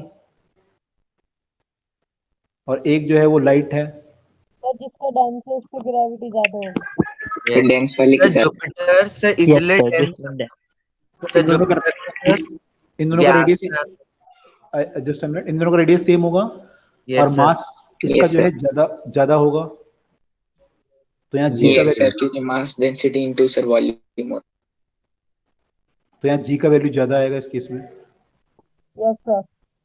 यस सर। सर जुपिटर इसलिए ज्यादा डेंस है ना, क्योंकि सर एक तो सर कहते हैं गैसियस प्लैनेट वो नहीं होते सर डेंस, पर ऐसा नहीं है सर। गैसियस प्लैनेट जो होते हैं सर वो इसलिए ज्यादा डेंस होते हैं ना, क्योंकि एक तो सर वो स्टार्टिंग से सर रॉकी मटेरियल कम होता है यूनिवर्स में। सर गैसियस प्लैनेट ज्यादा होते हैं क्योंकि सर गैसी मटेरियल से बनते हैं सर, हाइड्रोजन और हीलियम सर, जिससे हमारा जुपिटर बना है सर। वो ज्यादा ही कंप्रेस्ड हो गए हैं जिससे उसकी डेंसिटी बढ़ गई है, और सर उसका रेडियस भी कम है सर, इस वजह से। उसका होता क्या है ना, हाँ एक्चुअली क्या होता है, गैस पार्टिकल जब काफी सारे इकट्ठे हो जाते हैं एकदम, स्टार कैसे बनता है, प्लेनेट कैसे बनता है, प्लेनेट तो नहीं बोल सकते, लेकिन स्टार जो आपके बनते हैं वो कैसे बनते हैं, गैस पार्टिकल इकट्ठे हो जाते हैं कई सारे, तो यस इनमें सर। Yes, sir. और सर इतने ज्यादा कंसंट्रेटेड हो जाते हैं कि सर वहां पे न्यूक्लियर फ्यूजन स्टार्ट हो जाता है। और इनमें आपस में ग्रेविटेशन फोर्स बहुत स्ट्रांग हो जाता है ना, यस सर। इसके कारण ये Yes, sir. धीरे धीरे कॉम्पैक्ट होना शुरू हो जाते हैं, तो काफी कॉम्पैक्ट हो जाते हैं, फिर आपके धीरे धीरे होते होते कॉम्पैक्ट एक स्टार बना देते हैं अपना। Yes sir. सर जुपिटर को भी तो सर फेल स्टार ही कहते हैं सर, इसी कारण। करेक्ट, तो उसमें यही रीजन है कि उनका जो फोर्स है आपस में काफी स्ट्रांग हो जाता है, इसलिए वो बना देते हैं अपना। ठीक है, yes sir. Sir gaseous planet sir इसीलिए ज्यादा स्ट्रांग होते हैं क्योंकि सर वो छोटे छोटे पार्टिकल हाइड्रोजन और हीलियम के उनसे बनते हैं, और सर इतने कॉम्पैक्ट हो जाते हैं सर स्टार्टिंग में ही ग्रेविटी के कारण, और धीरे धीरे अब वो उस मास पे पहुंच जाए तो न्यूक्लियर फ्यूजन स्टार्ट हो जाए सर, पर जो नहीं पहुंच पाते वो गैसियस प्लैनेट बन जाते हैं सर। इसी कारण से डेंसिटी ज्यादा होती है गैसियस प्लैनेट्स की। ओके ठीक है, तो ओके, तो इसमें ये रीजन है बेसिकली, है ना, तो काफी सारा यूनिवर्स में चलता रहता है, ग्रेविटेशन के कारण जो है आपका जो सारा मूवमेंट है यूनिवर्स का वो चल रहा है। ठीक है, yes sir. Sir strange matter strange lights भी सर इसी के कारण से बहुत डेडली होती है। ओके, तो चलिए अब हम देखते हैं मास और वेट में क्या डिफरेंस है, इसमें ये चीज भी हमें पढ़नी है, तो बताइए क्या डिफरेंस हो सकता है मास और वेट में। सर मास कांस्टेंट Sir, रहता है mass जहाँ scalar पे है, sir. Weight चेंज vector रहता है. है, बात वे चेंज एक sir one by mass one, scalar है sir, weight vector. Inertial sir, mass inertial quantity है और वो सर फोर्स एक्ट कर रहा है इस पे। करेक्ट। Yes. Sir, mass जो है वो amount of डिफरेंस, matter है. सबसे पहले डिफरेंस कभी भी लिखते हैं हम उसकी डेफिनेशन लिखते हैं, जो आपने बोली ना, अब जो बोली आपने, तो मास क्या है, Amount of matter Amount contained in of any matter. object. Present in any amount of matter contained है, इनर्शियल है क्या, amount of matter, inertial measure. Inertial measure है इसका, कंटेन्ड इन, और वेट क्या है, Sir, it is a force which acts due to the gravity. Product of mass force acting sir जिस force से वो अट्रैक्ट होता है सेंटर की तरफ। अप्लाइड बाय अर्थ और any planet, Yes, sir. By the earth और any planet on the object. Yes sir. ठीक है, तो पहली डेफिनेशन, पहला डिफरेंस तो ये है। Sir mass is constant everywhere and weight is vary place to place. Yes sir. Okay. Sir weight dependent on, sir weight dependent on gravity and mass. एक one by one, The mass is independent, mass constant everywhere, sir. Weight depends on gravity. Gravity, yes sir. Weight Sir, can हम be, units का भी difference लिख सकते हैं sir. जैसे mass का kg होता है और weight का kg force. Weight का न्यूटन होता है। न्यूटन होता है। Weight can be different at different places. Yes sir, ये वैल्यू होता है।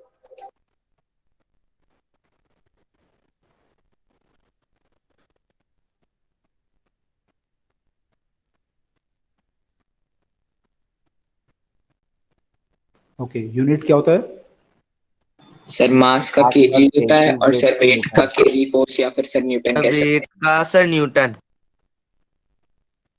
केजी फोर्स और न्यूटन। ओके, उसका जो यूनिट है वो न्यूटन है। ठीक है, और कोई डिफरेंस, सर मास जीरो नहीं हो सकता सर, वेट जीरो हो सकता है। Mass of a body can't be zero, correct yes sir, zero नहीं हो सकता, वो जीरो हो सकता है। करेक्ट। कहाँ पे जीरो हो सकता है वेट? सर जहाँ पे center जहाँ पे जी जीरो हो जाए। जहाँ पे जीरो हो जाए, यानी सेंटर ऑफ द अर्थ जैसे है मान लो, वहाँ पे जीरो हो सकता है। भी हो सकता है Yes, सर। sir. लिफ्ट में सॉरी क्या बोल रहे हैं? सर लिफ्ट में भी होता है yes sir, zero? Lift sir. Weight जब लिफ्ट चलती है तो मतलब वेट जो कि जीरो हो जाता एक्सेलरेशन के साथ नीचे आ रही है, Yes. ऊपर देखने के ऐसे सर किसी फ्लूइड में भी सर एपरेंट वेट अगर फ्लोट कर रहा है तो जीरो ही हो जाता है। Sir mass of a moving body F upon A होता है और weight of a body is mg होता है। Okay correct. तो ठीक है, ये तो हम बोल सकते हैं ये भी एक है। और ठीक है, इस ये वेक्टर क्वांटिटी है वेट, आपने बताया ऊपर फर्स्ट पॉइंट में, और ये स्केलर क्वांटिटी है। अगर ये वेक्टर क्वांटिटी की डायरेक्शन क्या है वेट की? Sir towards the centre. Centre of the planet. Correct, इसकी जो डायरेक्शन होगी toward the centre of the अर्थ होगी, है ना? तो ये आपसे अगर पूछे तो आप बोल सकते हो toward the centre of the अर्थ होगी। ठीक है, तो ये बेसिकली डिफरेंस है हमारा वेट और अर्थ, वेट और मास में। Yes sir. ओके, तो आई होप सबको क्लियर होगा कि वेट क्या होता है, मास क्या होता है। Yes sir. Yes sir. तो वेट को हम लिख सकते हैं एम जी, ये लिख इंटू सकते हैं। जी। Yes sir.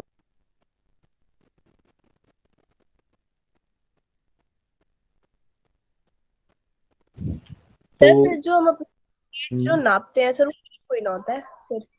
क्या चीज? तो फिर जो हम वेट जो अपना वेट किसी मशीन और वेट को W से। One by one. एक क्वेश्चन तो ये पूछ रहे हैं कि वेट, हम बोलते हैं हमारा वेट मास जो है 60 किलो है, हम बोलते हैं वेट 60 किलो है, 50 किलो है, 40 किलो, ऐसे बोलते हैं ना केजी। तो सर एक्चुअली वो ऐसा मास होता है। हाँ ओके सर मास तो इन्हें 60 किलो होता है सर। तो यस सर। सर हो सर वहाँ सर वो सर वहाँ पे जो हम वेट की बात करते हैं सर, उसमें तो हम वैसे तो किलो बोलते हैं सर, लेकिन वो किलो मतलब केजी फोर्स होता है ना वो। Yes sir. Yes sir, KG force नहीं होता, केजी होता है। केजी फोर्स तो आप निकालोगे ज्यादा वैल्यू आएगी आपकी। Mass is denoted by m और weight is denoted by sir force होता है सर जो हम निकालते हैं वैसे न्यूटन वगैरह सर, केजी में तो दिखते हैं। अगर आपका वेट Yes, अभी आप कितना बताते हैं अपना वेट, आप लोगों का कितना वेट है? लगभग 30-40 किलो के आसपास होगा, कितना होगा? Yes yes sir 30-40 Newton. तो 30-40 केजी है वो या न्यूटन है? Sir Newton sir Newton. Newton थोड़ी है, आपका मास है वही, 40 सर किलो मास। 30-40 न्यूटन होगा तो सर हमारा मास तो फिर 3-4 किलो आएगा सर, वो थोड़ी ना हो सकता है। आपका मास 40 केजी है, अगर आप वेट निकालोगे आपका वेट लगभग जो है 400 न्यूटन के आसपास आएगा। Yes sir. Sir weighing machine से क्या निकालती है सर, कैसे निकालती है सर, क्या कैलकुलेशन? सर वेइंग मशीन से तो वेट निकलता है ना। वेइंग मशीन से वेट निकलता है, लेकिन आप उसे कैलिब्रेट ऐसे करते हो कि आपको मास शो करे। Yes sir. देखो जैसे देखो क्या होता है, देखो जैसे समझो सर ऐसे सर इस वजह से कि सर उसके ऊपर वेइंग मशीन के ऊपर पहले से सर 9.8 न्यूटन का प्रेशर वेट लग रहा होता है, पर हम उसे कैलिब्रेट करके 0 कर देते हैं। तो सर नहीं जब नहीं हम नहीं नाप नहीं नहीं नहीं, no no no no no, देखो ऐसा नहीं है, ऐसा है। देखो ये समझो, मान लो ये ब्लॉक है, ये स्प्रिंग से अटैच है, ठीक है। अगर मान लो यहाँ पे ग्रेविटी ना हो तो क्या स्प्रिंग खींचेगा? नहीं नो सर नहीं खींचेगा। अब मान लो ग्रेविटी है यहाँ पे, तो कितना फोर्स लगाएगा ये? 9 उसका मास है sir mass into g. Into g. Sir mg। ठीक है, mg लगाएगा। अब आप क्या करो, यहाँ पे मान लो एक पॉइंटर लगा दो ऐसे इसके साथ। Yes sir. सर इसी फोर्स को हम kx भी तो कह सकते हैं। kx भी बोल सकते हैं बिल्कुल। तो यहाँ पे mg फोर्स होगा, है ना हमारा, mg kx के बराबर होगा वैसे तो यहाँ पे Yes, अगर मान लो पॉइंटर लगा दो एक, तो जितना आपका m ज्यादा होगा उतना पॉइंटर नीचे आएगा ये। मान यस सर। यस अब आप क्या करते हो यहाँ पे ना, स्केल पे मान लो मैं रीडिंग लगा दूं 1 kilo, 2 kilo, 3 kilo, 4 kilo, 5 kilo, ऐसे लगा दूं। Yes sir. मैंने चेक कर लिया कि जब मैं 6 किलो लगाता हूँ तो पॉइंटर मेरा यहाँ पे आ जाता है, 5 किलो लगाता हूँ तो पॉइंटर यहाँ पे आता है, तो मैं ऐसे रीडिंग लगा दूं मान लो, ठीक है। यस अब मैं इस पे मास टांग के चेक करूं मेरा मास कितना है, इसका मैंने ब्लॉक का मास कितना है। तो ये जो 1 आएगा, 2 3 4 5 आएगा, वो क्या आएगा? मास आएगा, वेट आएगा? मास। मास सर आएगा। मास। मास आएगा। लेकिन ये जो फोर्स लग रहा है, फोर्स किसके कारण है? वेट के कारण है, मास के कारण है? मैंने टोटल सर फोर्स वेट के कारण। सर वेट के कारण। ये वेट है ना, ये तो mg तो वेट है, यस यस सर, लेकिन मशीन क्या दे रही है? मास दिखा रही सर मास। मास मास। दिखा तो रही है। आपका जो दिखाती है यहाँ पे, ये मास दिखाती है, वेट नहीं दिखाती वो। है। तो फिर सर यस जी कहाँ चला जाता है मतलब? मैंने जी ऐसे तो हो गया, यहाँ पे आपने पहले कैलिब्रेट कर दिया ना उसको, आपने देख लिया भाई कि इतना सेंटीमीटर खींचेगा, ये इतना खींचेगा, अगर इतना मेरा मास वो होगा तो इतना खींचेगा ये, तो आपने कैलिब्रेट कर लिया ना मशीन को पहले ही। इसे कैलिब्रेशन बोलते हैं ना, मशीन का जो कैलिब्रेशन होता है शुरू में ऐसे तो होता है। सर एक बार दोबारा बता दीजिए। Yes sir. आपकी जो कोई मशीन काम करती है, घड़ी है या कोई भी चीज, उसको पहले कैलिब्रेट करते हैं ना हम लोग। कि यस सर। Yes sir. कि अगर तो जी से इतना ज्यादा है तो वो इतना दिखाना है, और जी से इतना कम है तो इतना दिखाना है, मतलब ऐसे। नहीं, अगर आपका मास 1 किलो है तो आपने देख लिया भाई कि पॉइंटर कितना खींचता है। आपके पास सारे मास है, 1 किलो का मास भी आपके पास, 2 किलो का वेट भी है, 3 किलो का भी है, 4 किलो का भी है, सब है आपके पास। आपने यहाँ लगा के चेक कर लिया कि 1 किलो जब मैं लगाता हूँ तो ये पॉइंटर इतना नीचे आता है, 2 किलो लगाता हूँ तो पॉइंटर इतना नीचे आता है, 3 किलो में यहाँ पॉइंटर यहाँ पे आता है, 4, आपने सब चेक कर लिया, ठीक है,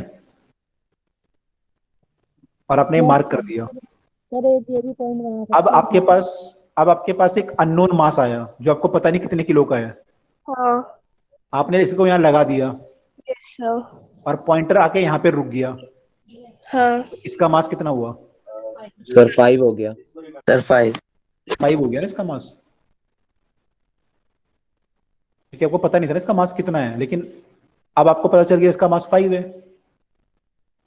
यस सर, मतलब अगर नहीं आ रहा, ये तो समझ आया कि वो मास निकालता है, लेकिन क्या क्या समझ में नहीं आया?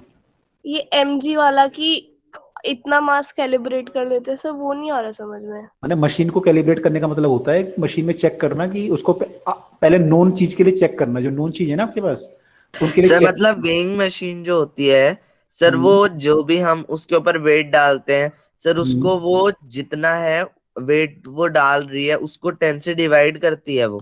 हाँ, मतलब ये मान लो कि 10 से डिवाइड करके आपको रीडिंग दे देती है, आप ये मान लो अच्छा, हमेशा ही। हमेशा ही। ओके, तो मतलब उसे पहले ही पता होता है कि अगर मेरे पास इतना सामान आएगा तो मुझे उसको 10 से डिवाइड करके इतना वेट देना है। पता तो मतलब उसमें आप कैलिब्रेट करने के ऊपर है ना, आपने उसमें जो अपने स्केल बनाते हो ऐसे करके, तो आपने कैलिब्रेट ऐसे किया हुआ है उसे कि भाई अगर जो आपका 5 किलो होगा तो ये आके यहाँ पे रुके सुई, 10 किलो होगा तो यहाँ पे आके रुके सुई, आपने पहले से कैलिब्रेट कर रखा है ना ऑलरेडी, आपको पता है कि कहाँ पे क्या आएगी रीडिंग आपकी। Yes sir.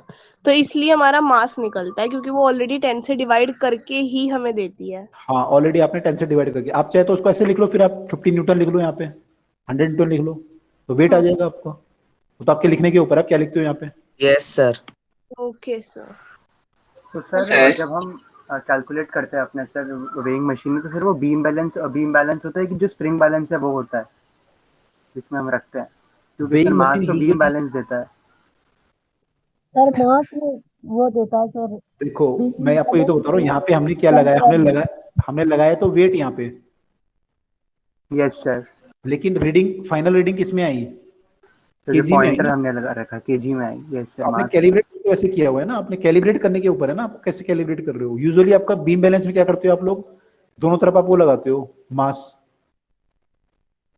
और आप चेक करते हो कि मेरा इक्वल किस पे आ रहा है। तो आपने मान लो 1 किलो लगाया यहाँ पे, तो यहाँ पे आप देखते हो कि कितना किलो आ रहा है या समथिंग, उससे आप करते हो मेजर। तो यहाँ पे दोनों तरफ क्या बराबर होना चाहिए?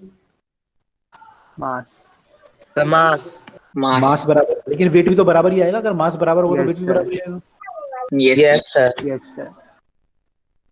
ठीक है। अब स्प्रिंग बैलेंस में क्या होता है, स्प्रिंग बैलेंस हमने कैलिब्रेट कर रखा है फिक्स। आप एक चीज बताओ मुझे, जैसे मान लो ये मशीन है, ठीक है, ये मशीन है, कौन सी स्प्रिंग बैलेंस है ये? स्प्रिंग बैलेंस वेट दिखाती है। हाँ, स्प्रिंग बैलेंस को देखो, एक चीज बताओ मुझे, ये स्प्रिंग बैलेंस है, मैंने कैलिब्रेट मान लो कर दिया कैलिब्रेट, ठीक है, इतना समझ में आया? यस सर, कैलकुलेट कर दिया। Yes sir. अर्थ पे मैंने अर्थ पे कैलिब्रेट किया ऐसे कि 1 किलो पे इतना, ये 2 5 6 7 ये किया, ठीक है। Yes sir. ओके, अब मैं इस मशीन को उठा के ले गया मून पे।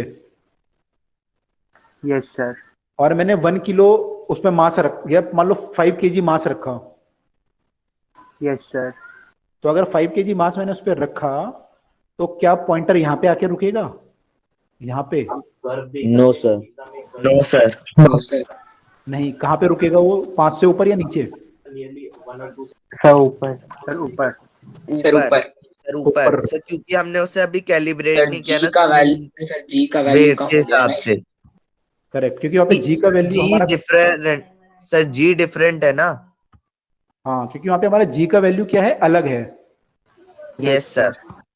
है ना, जी का वैल्यू अलग है वहाँ पे। सर वहाँ जाके सर यस वेट सर 1/6 हो जाती है वैल्यू। 1/6, तो अगर 1 आपको से वहाँ भी पे, नीचे रखेगा। अगर आपको वहाँ पे वेइंग मशीन यूज करनी है तो आपको दोबारा कैलिब्रेट करनी पड़ेगी weighing machine. Yes sir. Yes sir. तो आपको फिर लिखना पड़ेगा कि ये 0 है और इसका 1 जो है बहुत यहाँ पास में आ जाएगा, 1 पास में आएगा, दूर में आएगा? दूर। सर मैंने पास में आएगा। वहाँ पे स्प्रिंग ज्यादा खींचेगा कम खींचेगा सेम मास के लिए? सर कम खींचेगी सर कम खींचेगा। अगर सेम मास है तो स्प्रिंग कम खींचेगा, क्यों कम खींचेगा? सर क्योंकि जी की वैल्यू कम है, फोर्स कम पड़ेगा। जी की वैल्यू कम है तो कम खींचेगा स्प्रिंग। तो जब आप 5 Yes, किलो sir. मास करोगे तो यहाँ पे तो इतना खींच रहा था स्प्रिंग, वहां पे कम खींचेगा, 5 आपका यहीं कहीं आ जाएगा, 5। Yes sir. ठीक है, तो आपका पॉइंटर जो है यहीं पे 5, तो आपको दोबारा कैलिब्रेट करना पड़ेगा मून पे जाके। Yes sir. तो एक्चुअली स्प्रिंग बैलेंस वैसे क्या देता है, आपका वेट देता है ना, इसलिए बोलते हैं स्प्रिंग बैलेंस क्या देता है, सर वेट ही देता है। क्योंकि वो उसकी वैल्यू mg पे डिपेंड करती है। ठीक है, सर Yes, पर sir. मास तो कांस्टेंट रहता है। सॉरी, सर मास कांस्टेंट रहता है ना। हाँ मास तो कांस्टेंट रहता है बिल्कुल। स्प्रिंग बैलेंस क्या देता है आपको, वेट देता है। ठीक है, अब Yes, आपका क्वेश्चन ये था, वेइंग मशीन पे खड़े होते हैं तो हमारा वेट आता है या मास आता है? Yes sir. तो मैं ये कह रहा था कि आता तो मेजर तो वेट ही करता है, लेकिन हम कैलिब्रेट उसे मास की फॉर्म में कर देते हैं, तो आपको आंसर मास की फॉर्म में मिलता है, बस ये है। सर एक मिनट, ये क्लियर हुआ सबको पहले? सर उसे कैलिब्रेट कैलकुलेट क्यों करते, सीधा वेट ही क्यों नहीं दिखाते? वेट क्यों नहीं दिखाते? क्योंकि वेट यार, वेट में फिर आपको समझाना पड़ेगा एक गरीब आदमी को भी कि यार मान लो मेरा वेट है, लंदन में अलग वेट आएगा मेरा और इंडिया में अलग वेट होगा, क्योंकि यहाँ पे थोड़ा बहुत फर्क आएगा ना जी की वैल्यू में। Yes sir. आपको सबको समझाना पड़ेगा कि यार जी की वैल्यू चेंज हो रही है आपके। अगर मैं हिल पे चला जाऊं माउंट एवरेस्ट पे तो जी का वैल्यू कम होगा ज्यादा होगा? कम हो जाएगा। कम हो जाएगी, हाइट बढ़ रही है ना। नहीं, कम हो जाता है ना, इक्वेटर होता है। जी का वैल्यू कम क्यों होगा माउंट एवरेस्ट पे? सर क्योंकि हाइट इंक्रीज सर क्योंकि हाइट वहां ज्यादा है और सर रेडियस जो है बढ़ जाएगा। करेक्ट, हाइट ज्यादा है, तो हम लोगों ने भी देखा था हाइट बढ़ने के साथ साथ जी घटता है आपका। घटता है। Yes sir. तो माउंट एवरेस्ट पे जी का वैल्यू कम होगा, तो Yes, वेट sir. मेरा कम होगा ज्यादा होगा? कम हो जाएगा। सर वेट कम हो कम जाएगा हो वहाँ जाएगा। पे। वेट कम हो जाएगा लेकिन मास कांस्टेंट। सर मास तो कांस्टेंट रहेगा। कांस्टेंट रहेगा। मास सेम आएगा। तो अगर आप उसे वेट की फॉर्म में मेजर करने की कोशिश करोगे किसी के, तो आप वेट तो हर जगह डिफरेंट डिफरेंट आता रहेगा। Yes yes sir. तो फिर आपको समझाना पड़ेगा सब लोगों को कि आपका वेट यहाँ पे कम है यहाँ पे ज्यादा है, वो सब प्रॉब्लम आ जाएगी ना फिर आपको। Yes sir. सर फिर लोग लड़ने भी लगेंगे कि हमने वहां वेट मेजर किया था तो कम आ रहा था, यहाँ पे ज्यादा कैसे आ गया। करेक्ट करेक्ट, तो है ना, sir. प्रॉब्लम आ जाएगी हमें, तो ये NCERT प्रॉब्लम में है। सर क्वेश्चन भी है सर, एक ने सर गोल्ड पोल्स में खरीदा, एक ने फिर हाँ। उसको सर वहां पे जाके जो इक्वेटर है वहां पे तोला, तो सर डिफरेंस तो आया। क्या होगा हाँ, पोल पे अगर खरीदेंगे, और क्या होगा आपकी जो अर्थ की शेप है वो ऐसे है कुछ बल्ज है यस सर। ज्यादा होगा equator. Yes sir. Perfect sphere नहीं है एस्फीयर। पोल पे जो है वो सर, वहाँ पोल पे से थोड़ा फ्लैटेंड है। आपका जो रेडियस है, Yes, sir. इक्वेटर में जो रेडियस आती है, यहाँ पे जो रेडियस होती है इक्वेटरल, ये ज्यादा होती है पोलर रेडियस में। 21 किलोमीटर सर Yes, शायद sir. ज्यादा होती है। हाँ लगभग इतना फर्क होता है, ये इक्वेटोरियल रेडियस है और ये पोलर रेडियस ये ज्यादा होती है। तो जी की वैल्यू कहाँ ज्यादा होगी? सर पोल्स पे। पोल्स पे आर बढ़ता है, कम है रेडियस। आर बढ़ता है तो जी घटता है आपका। Yes sir. Yes sir. तो आर अगर कम होगा तो जी ज्यादा साइन होगा। उल्टा लगेगा अभी। Yes yes sir. आपका सॉरी क्या होगी? हाँ जी जैद क्या? कम होगा। जी कम होगा, है ना। तो यहाँ पे हमारा इक्वेटर पे जी कम होगा, ठीक है। आप क्वेश्चन क्या बोल रहे हो, आप उसने पोल पे खरीदा। Yes sir. सर क्वेश्चन अच्छे से याद नहीं है, लेकिन सर अगर हमने पोल पे खरीदा तो सर पोल पे हमें वेट ज़्यादा मिलेगा, लेकिन सर जब हम जो इक्वेटर पे जाएंगे तो वो वेट कम हो जाएगा। तो सर जो उसका फ्रेंड है वो उससे बोल सकता है कि तुमने कुछ जो घपला किया है सर गोल्ड का, फिर लड़ाई हो जाएगी सर। करेक्ट, ऐसा हो सकता है, ऑब्वियसली हो सकता है ना। तो हमारा Yes, क्योंकि sir. जी जो है वो हर पॉइंट पे चेंज हो रहा है, तो हमें ये समझना पड़ेगा कि हमारा जी जो है चेंज हो रहा है ना। यस सर, अच्छा, ऐसे कहीं एग्जाम्पल ले सकते हैं सॉरी सर, ऐसे जी, कई सारे एग्जाम्पल ले सकते हैं जी के कम हाँ होने के। हाँ। तो अच्छा मान लो आपको शुगर खरीदना है और आपके पास ये वाला बैलेंस है, तो कहाँ पे शुगर खरीदना पसंद करोगे आप, इक्वेटर पे या गोल्ड खरीदना है आपको, इक्वेटर पे खरीदोगे या पोल पे खरीदोगे? Beam equator. कौन सा बैलेंस है इक्वेटर। सर? क्यों इक्वेटर पे खरीदोगे? सर ज्यादा यस सर सर, वहाँ इक्वेटर पे पे पोल पे खरीदेंगे सर, हमें खरीदेंगे। क्वांटिटी ज़्यादा मिल जाएगी। सर Yes, पोल्स sir. में खरीदेंगे। क्यों खरीदेंगे पोल्स में? सर हम इक्वेटर में सर खरीदना चाहिए। इक्वेटर में कम होगी। सर इक्वेटर में सर अगर में जो जी की वैल्यू है वो कम होगी तो सर वेट भी कम होगा, तो सर हम एक Yes, किलो में sir. थोड़ा ज़्यादा ले पाएंगे सामान, ये सर पोल्स में जाके इससे और कंपेयर कर पोल्स लो में बेच देंगे। ये जो मून वाला हमने देखा था अभी, तो जैसे मैं अर्थ पे खरीदता हूँ 5 किलो मान लो, तो 5 किलो में पॉइंटर यहाँ पे आता है ना। Yes sir. Yes sir. अब मैं इसको मून पे ले गया और मैंने कहा जी 5 किलो दे दो मुझे, अब मशीन सेम कैलिब्रेशन में है, तो जब ये पॉइंटर यहाँ पे 5 पे आएगा मून पे, तो क्या वो वेट 5 होगा? No no sir, sir, no sir, 5 से क्या होगा? सर ज्यादा ज्यादा होगा। और ज्यादा। ज्यादा होगा। काफी ज्यादा होगा, ज्यादा हो जाएगा। Yes sir. Yes sir, in fact 6 गुना ज्यादा होगा, क्योंकि जी की यस वैल्यू, सर 6 टाइम ज्यादा। यस सर, तो एक्चुअली कितना वेट होगा? वो 30 किलो होगा, यस सर, है ना। तो पॉइंटर कितना शो कर रहा है? 5 किलो, यस यस सर। लेकिन एक्चुअल वेट कितना, एक्चुअल मास कितना है? Sir 30 KG. 30 केजी। तो अगर आप मैंने अर्थ पे खरीदना पसंद करोगे या मून पे गोल्ड खरीदना है तो? सर मून पे। The moon. Sir moon moon पे पे। अगर आपकी सेम सर, मशीन मून। है और मशीन वाले को पता नहीं है, यस सर, अगर मशीन वाले को पता नहीं है तो आप कहाँ खरीदोगे? मून पे। मून पे। मून सर, पे। ऐसी क्यों खरीद क्या? सर मून पे क्यों खरीदेंगे? वहां तो 1/6 हो जाता है ना उल्टा। जी का सर, वैल्यू सस्ते में खरीद के यहाँ पे 6 गुना हो जाएगा उसका रेट। सर आपको इसलिए मास ज्यादा वेट सामान मिलेगा हमें। यस सर, समझ आ भाई गया। आपको 5 किलो में 30 किलो गोल्ड मिल रहा है 5 किलो के रेट पे, यस इसलिए खरीदेंगे, है ना। अब यहाँ पे कंपेयर करते हैं इक्वेटर और पोल में, तो कहाँ खरीदेंगे? सर एक सर इक्वेटर पे। इक्वेटर। दोबारा सर, बता इक्वेटर। दीजिए, कहाँ खरीदेंगे? हम वहां पे खरीदेंगे जहाँ पे हमारी जी की वैल्यू कम होगी, जैसे मून पे हमारी जी की वैल्यू कम थी, हाँ, अब इक्वेटर पे कम है तो इक्वेटर पे कम है तो इक्वेटर पे खरीदेंगे। और पोल्स पे जाके बेचेंगे। पोल्स पे बेच दो आप, तो वहाँ पे ज्यादा आएगी वैल्यू। यस ये कब हुआ? पोल पे बेच देंगे। ये कब हुआ? जब आपने ये वाला बैलेंस यूज किया। अगर मैं ये वाला बैलेंस यूज करूं तो हाँ सर सर सेम दोनों ही आएगी जगह हर सर जगह दो वैल्यू। तो सर कहीं मास है ना। मतलब दोनों इक्वली वर्दी हो जाएगा। हाँ क्योंकि दोनों तरफ फर्क पड़ेगा ना, यहाँ जी का फर्क यहाँ भी पड़ेगा और यहाँ भी पड़ेगा, है ना। तो आपका जो जी Yes, है sir. दोनों तरफ इफेक्ट करेगा, है ना सर भाई। तो आप जी जो भी है वो अल्टीमेटली कैंसिल ही हो जाएगा। वो कैंसिल हो जाएगा, तो इसमें कोई फर्क नहीं पड़ेगा।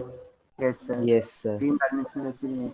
तो बीम बैलेंस में आपकी जो रीडिंग आती है वो सेम आएगी, चाहे जी आपका चेंज हो या मैंने सेम रहे, तो ये वैल्यू सेम आती है। Clear? Yes sir. Yes yes Yes, sir. Okay. जहाँ सर ठीक होगा वहां जाएंगे। बिल्कुल। सर हाँ जी। सर जो स्टार्टिंग में आप जब वेट वाला पढ़ा रहे थे, मतलब जैसे वेइंग मशीन पे, तो सर उस टाइम मैंने कहा था कि जैसे जो हमारा मास जैसे उस पे आया 40 केजी, तो इंडीड वो ये बताता है कि हमारा वेट 40 केजी फोर्स है। तो सर क्या ये बात गलत है? गलत तो नहीं बोल सकते, मैंने 40 केजी फोर्स बोल सकते हो, हाँ मैंने 40 केजी फोर्स है आपका। ओके भाई, सर। सर कि ये सर उस टाइम ये- शायद ये- सबकी आवाज में सर आपको अच्छे सुनाई नहीं दिया था। हाँ नहीं ठीक है, 40 केजी फोर्स बोल सकते हो आप, आपका जो वेट है वो 40 केजी फोर्स है। Okay sir. ठीक है, ओके। तो आप आई थिंक अब आपको मास और वेट में डिफरेंस क्लियर हो गया होगा सब लोगों को, क्या डिफरेंस होता है Yes, मास और weight. Yes sir. Yes sir. Yes sir. Okay तो सर लेकिन अगर हम 40 केजी फोर्स की बात करते हैं तो सर वो भी तो शायद 400 न्यूटन के बराबर होगा ना वेट हाँ में। तो हाँ सर हमारा जो डिस्कशन का सर कंक्लूजन क्या निकला, मतलब सर 40 केजी फोर्स ही वेट बताता है हमें। वेइंग मशीन आप ये चलो अगर आपके पेपर में आएगा तो आप पूछेगा वेइंग मशीन क्या बताती है, मैंने किस पे बेस करती है या क्या होता है। तो अगर मान लो देखो दो चीजें हैं यहाँ पे कि वेइंग मशीन जो है स्प्रिंग बैलेंस टाइप का होता है मान लो, तो वो क्या निकाल सकता है आपका वेट निकालेगा, है ना। Yes sir. और दूसरा क्वेश्चन ये है कि 40 केजी आपका क्या है, वेट है या मास है। सर मास है। 40 केजी मास है ना। अब आप बोलोगे वेइंग मशीन तो वेट बताता है तो उसने 40 केजी कैसे बता दिया। क्योंकि वो सर हम गलत बोलते हैं सर क्योंकि वो पहले से कैलिब्रेटेड फोर्स होता क्योंकि है वो। हमने उसको ऐसे कैलिब्रेट कर दिया ना, उसको हमने उसके हाँ, पॉइंटर yes, को sir. फिक्स कर दिया, हमने उसके बताता है। कैलिब्रेट कर दिया उसे, ठीक है। Yes yes sir. सर, हमने इसमें सर फिक्स कर रखा है पहले से। हमने फिक्स कर रखा है कि भाई इतनी रीडिंग आएगी, इतना वो खींचेगा, इतना इस पे फोर्स लगेगा तो ये इतना Yes, sir. खींचेगा, और इतना खींचेगा तो मेरा मास इतना होगा, हमने ऐसे कर रखा है उसे, हाँ यस सर। Yes sir. ठीक है। तो एक्चुअली तो खींच रहा है, खींचेगा तो फोर्स के कारण, तो मास तो कोई फोर्स नहीं होता ना, मास तो स्केलर क्वांटिटी है। Yes sir. तो खींच तो स्प्रिंग वेट के कारण रहा है यस सर। हाँ है ना। लेकिन हमने उसे उसको फिक्स कर दिया कि भाई इतना खींचेगा तो इतना मास के कारण खींचेगा वो, तो हमारा मास आ जाएगा सीधा। तो मतलब सर हम बोलते गलत है। क्या बोलते हैं गलत, मतलब कि हमारा वेट 40 किलो है। हाँ तो हाँ हमारा गलत मास बोलते हैं, गलत बोलते हैं, मतलब हमारा मास 40 केजी है। यस किलो तो हम सही लगाते हैं लेकिन हम वेट गलत बोलते हैं। हाँ वेट हम गलत बोलते हैं, हमें बोलना चाहिए हमारा वेट 400 न्यूटन है, या फिर हमें बोलना चाहिए हमारा मास 40 केजी है। Yes sir. Yes sir. ठीक है, तो आई होप सबको अब और क्लियर सर होगा। हम वेइंग मशीन में भी सर केजी के बदले केजीएफ लगा सकते हैं इसको ठीक करने के लिए।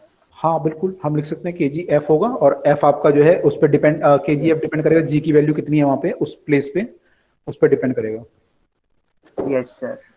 ठीक है, तो इस पे आपके जो चैप्टर में बाकी है वो है कि जो आपने इक्वेशन ऑफ मोशन पढ़ी थी, v equal to u plus a t, और ये सब इक्वेशन जो पढ़ी थी उनके क्वेश्चंस करने हैं हमें। यस तो यहाँ पे एक ही जगह पे जी, एक ही जगह पे क्या आ जाएगा, जी आ जाएगा, स्मॉल जी।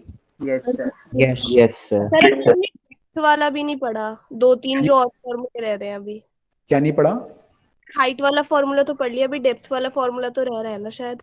डेप्थ वाला अभी नहीं पढ़ते उसको, क्योंकि वो ठीक है फॉर्मूला में ये होता है g equal to g 1 minus D by R होता है, लेकिन यस सर हाइट में भी सर दो डिफरेंट केस आ जाते हैं, एक 80 से ऊपर और 80 और एक स्मॉल वाला 5 टू 80 में। देखते हैं उसके 80 से ठीक ऊपर। है ठीक है, अभी मैं उसको उतना डिटेल में नहीं दे रहा, दैट इज अभी आप डिटेल में पढ़ोगे उसे बाद में। ये आपका सर, डेप्थ का फॉर्मूला होता है। अगर आप Okay, डी डेप्थ पे जाते हो तो आपका जो जी का वैल्यू होता है वो ये होता है, ठीक है। Okay sir. यस। और सर किसका फॉर्मूला है?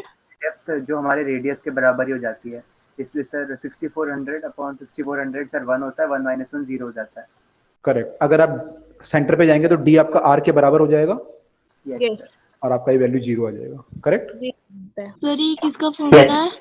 ये है आपका जी का फॉर्मूला एट डेप्थ। मान लो अगर आप किसी डेप्थ पे यहाँ पे निकाल रहे हैं, डी डेप्थ पे, ये सेंटर है यहाँ पे, और ये डी डेप्थ पे आप निकाल रहे हो, दोबारा बनाता हूँ मैं क्योंकि सेंटर लग रहा है आपको, ये डी डेप्थ है यहाँ पे और ये सेंटर है, तो यहाँ पे जो जी का वैल्यू होगा, जी डी लिख देता हूँ मैं इसे, और ये जी है, सरफेस पे जी है और डेप्थ पे जी डी है, तो जी डी जो होगा वो इतना होगा।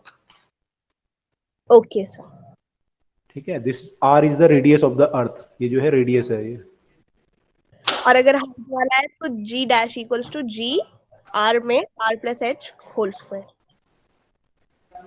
हाँ, g into R square divide by R plus H का होल स्क्वायर। स्क्वायर। ठीक है, Okay, तो sir. वहाँ पे फॉर्मूला, अब ये फॉर्मूला कैसे ड्राइव हुआ है थोड़ा सा कॉम्प्लेक्स है, आप लोग अभी समझ नहीं पाओगे, तो मैं अभी इसको नहीं जा रहा डिटेल में, तो केवल हमें इतना याद रखना है कि ये फॉर्मूला होता है हमारा। ठीक है, अब हमें जो क्वेश्चन करने हैं बेसिकली जो आपके सिलेबस में है वो ये है कि स्कूल में जो आएगा वो ये आएगा कि जो आपकी इक्वेशन ऑफ मोशन है उनको हम इक्वेशन अंडर, जो ग्रेविटी अंडर अगर वो मोशन करती है जी के, आप उसको ड्रॉप करते हो किसी, तो वो एज ऊपर question free fall. Free fall अगर वो करता है तो कितना टाइम लेगा ऊपर जाने में, नीचे आने में, ये सब क्वेश्चन है। Yes sir. स्पीड कब जीरो होगी, Yes. कब मैक्सिमम, तो ये क्वेश्चन हमें करने हैं। और हमारा जब फ्री फॉल माने जी का केस ना हो, ए का केस हो, कोई कार एक्सीलेट कर रही है, उसने ब्रेक लगाए, तो लास्ट टाइम हमने वो डिस्कस नहीं किया था, हमने चैप्टर तो देख लिया था लेकिन क्वेश्चन अभी नहीं किया हमने। तो अगली क्लास में हम लोग Yes. ट्राई करेंगे कि इनके जो क्वेश्चन है दोनों टाइप के क्वेश्चन एक साथ कर लेंगे। Okay, sir. ओके है। सर। यहाँ तक थ्योरी का पार्ट कंप्लीट हुआ, अब जो है क्वेश्चन इसके देख लेंगे। तो आप लोग एक बार थ्योरेटिकल क्वेश्चन और देख लेना जो आपको दिए हुए हैं किताब Okay. में, और बाकी न्यूमेरिकल हम क्लास में करेंगे, ठीक है? Okay sir. Thank you. Okay चलिए, sir. Good night. Good night, Okay. sir. Bye Bye, sir, sir. Thank you sir. Good evening. Good night, Thank you. Good night everyone. Thank you sir, bye, good night sir. Good night, good sir. Evening sir. Sir very good evening. हाँ जी, good night sir, bye everyone. मुझे कुछ बात करनी थी sir आपसे। हाँ जी, हाँ जी, बोलिए। सर आपने लेक्चर के स्टार्टिंग में बताया था कि सर आप उस तरह से पढ़ाओगे कि सर मतलब जिन बच्चों ने नहीं पढ़ा है अब तक, मतलब फर्स्ट टाइम पढ़ाओगे। तो सर मुझे नहीं लगता कि आपने उस तरह से पढ़ाया है। तो मुझे मतलब तो एक तरह से फिजिक्स से डर लगता है। ओके, मतलब सर एक ही टॉपिक को सर मैं 4-5 बार पढ़ती हूँ तो सर तब मुझे समझ आता है। तो ओके। सर आप क्या कुछ कर सकते हैं? आपका कौन सा चैप्टर आपको वीक लगता है? मैंने आपको जो कमजोर है अभी, ग्रेविटेशन ही लगता है सर। ग्रेविटेशन लगता है आपको कमजोर? Yes sir. ग्रेविटेशन में कोई पर्टिकुलर टॉपिक? सर टॉपिक नहीं सर, पूरा चैप्टर ही। पूरा सर चैप्टर? आप आपसे सर कह के सर B1 बैच वालों को सर एक अलग से सर लेक्चर करवा सकते हो? तो मुझे सर A1 बैच वालों के साथ सर मतलब समझ नहीं आ रहा। तो सर ओके, आप अलग करवा सकते हो? कर लेंगे, अलग भी कर लेंगे, कोई इशू नहीं है। एक्चुअली चैप्टर एक इजी था काफी, तो इसलिए मैंने ज्यादा वो नहीं किया। कोई नहीं, दोबारा कर लेंगे इस चीज को। आप मैडम को बोल दो, एक बार दोबारा क्लास लगा देंगे, ओके सर, मैं अलग क्लास बोलती बी बैच की। हूँ। Okay sir. ठीक है, तो कोई नहीं, अलग से कर लेंगे, कोई इशू नहीं है, ठीक है। सर मुझे सर एक बार वर्क एनर्जी थ्योरम समझनी थी। क्या करना था? सर वो कह रहे हैं उन्हें वर्क एनर्जी थ्योरम में दिक्कत है।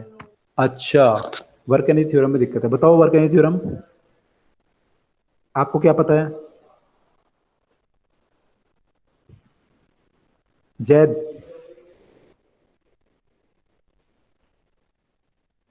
जैद को आवाज नहीं आ रही शायद। बाकी लोगों को आ रही है आवाज? Yes sir. यस सर, आ रही है। तो जैद मेरे ख्याल से डिस्कनेक्ट हो गए हैं। कोई नहीं, अगली क्लास में चेक कर लेंगे। तो ठीक है, नो सर, है वो। हैं सर जैद है वो। There, work yes. Energy theorem के बारे में इतना तो हमारे सिलेबस में है ही नहीं। Sir work from home kinetic energy होता है, वो समझ नहीं आती। जैद आपकी आवाज ब्रेक हो रही है, मैं पूरा सुन नहीं पा रहा आपको, क्या बोल रहे हैं आप? सर मैं कमेंट में लिख रहा हूँ। वर्क एनर्जी थ्योरम ऐसे करेंगे, नेक्स्ट क्लास में एक बार डिस्कस कर लेंगे। Yes sir. Good evening sir, bye sir. Sir bye. Next class good evening आप बता देना, कर लेंगे डिस्कस, है ना? Sir. Okay sir, bye sir. Okay okay okay, good evening sir. Good night sir, bye sir. Bye, good night. Bye sir, thank you sir. Okay, bye bye. Everyone. Good evening sir.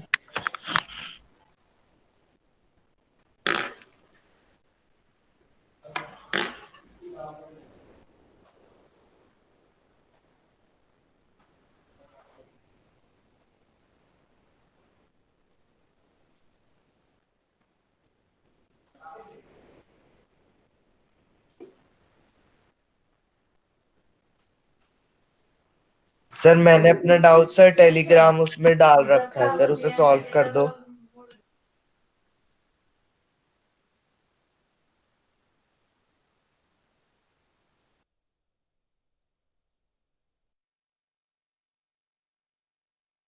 Bye everyone.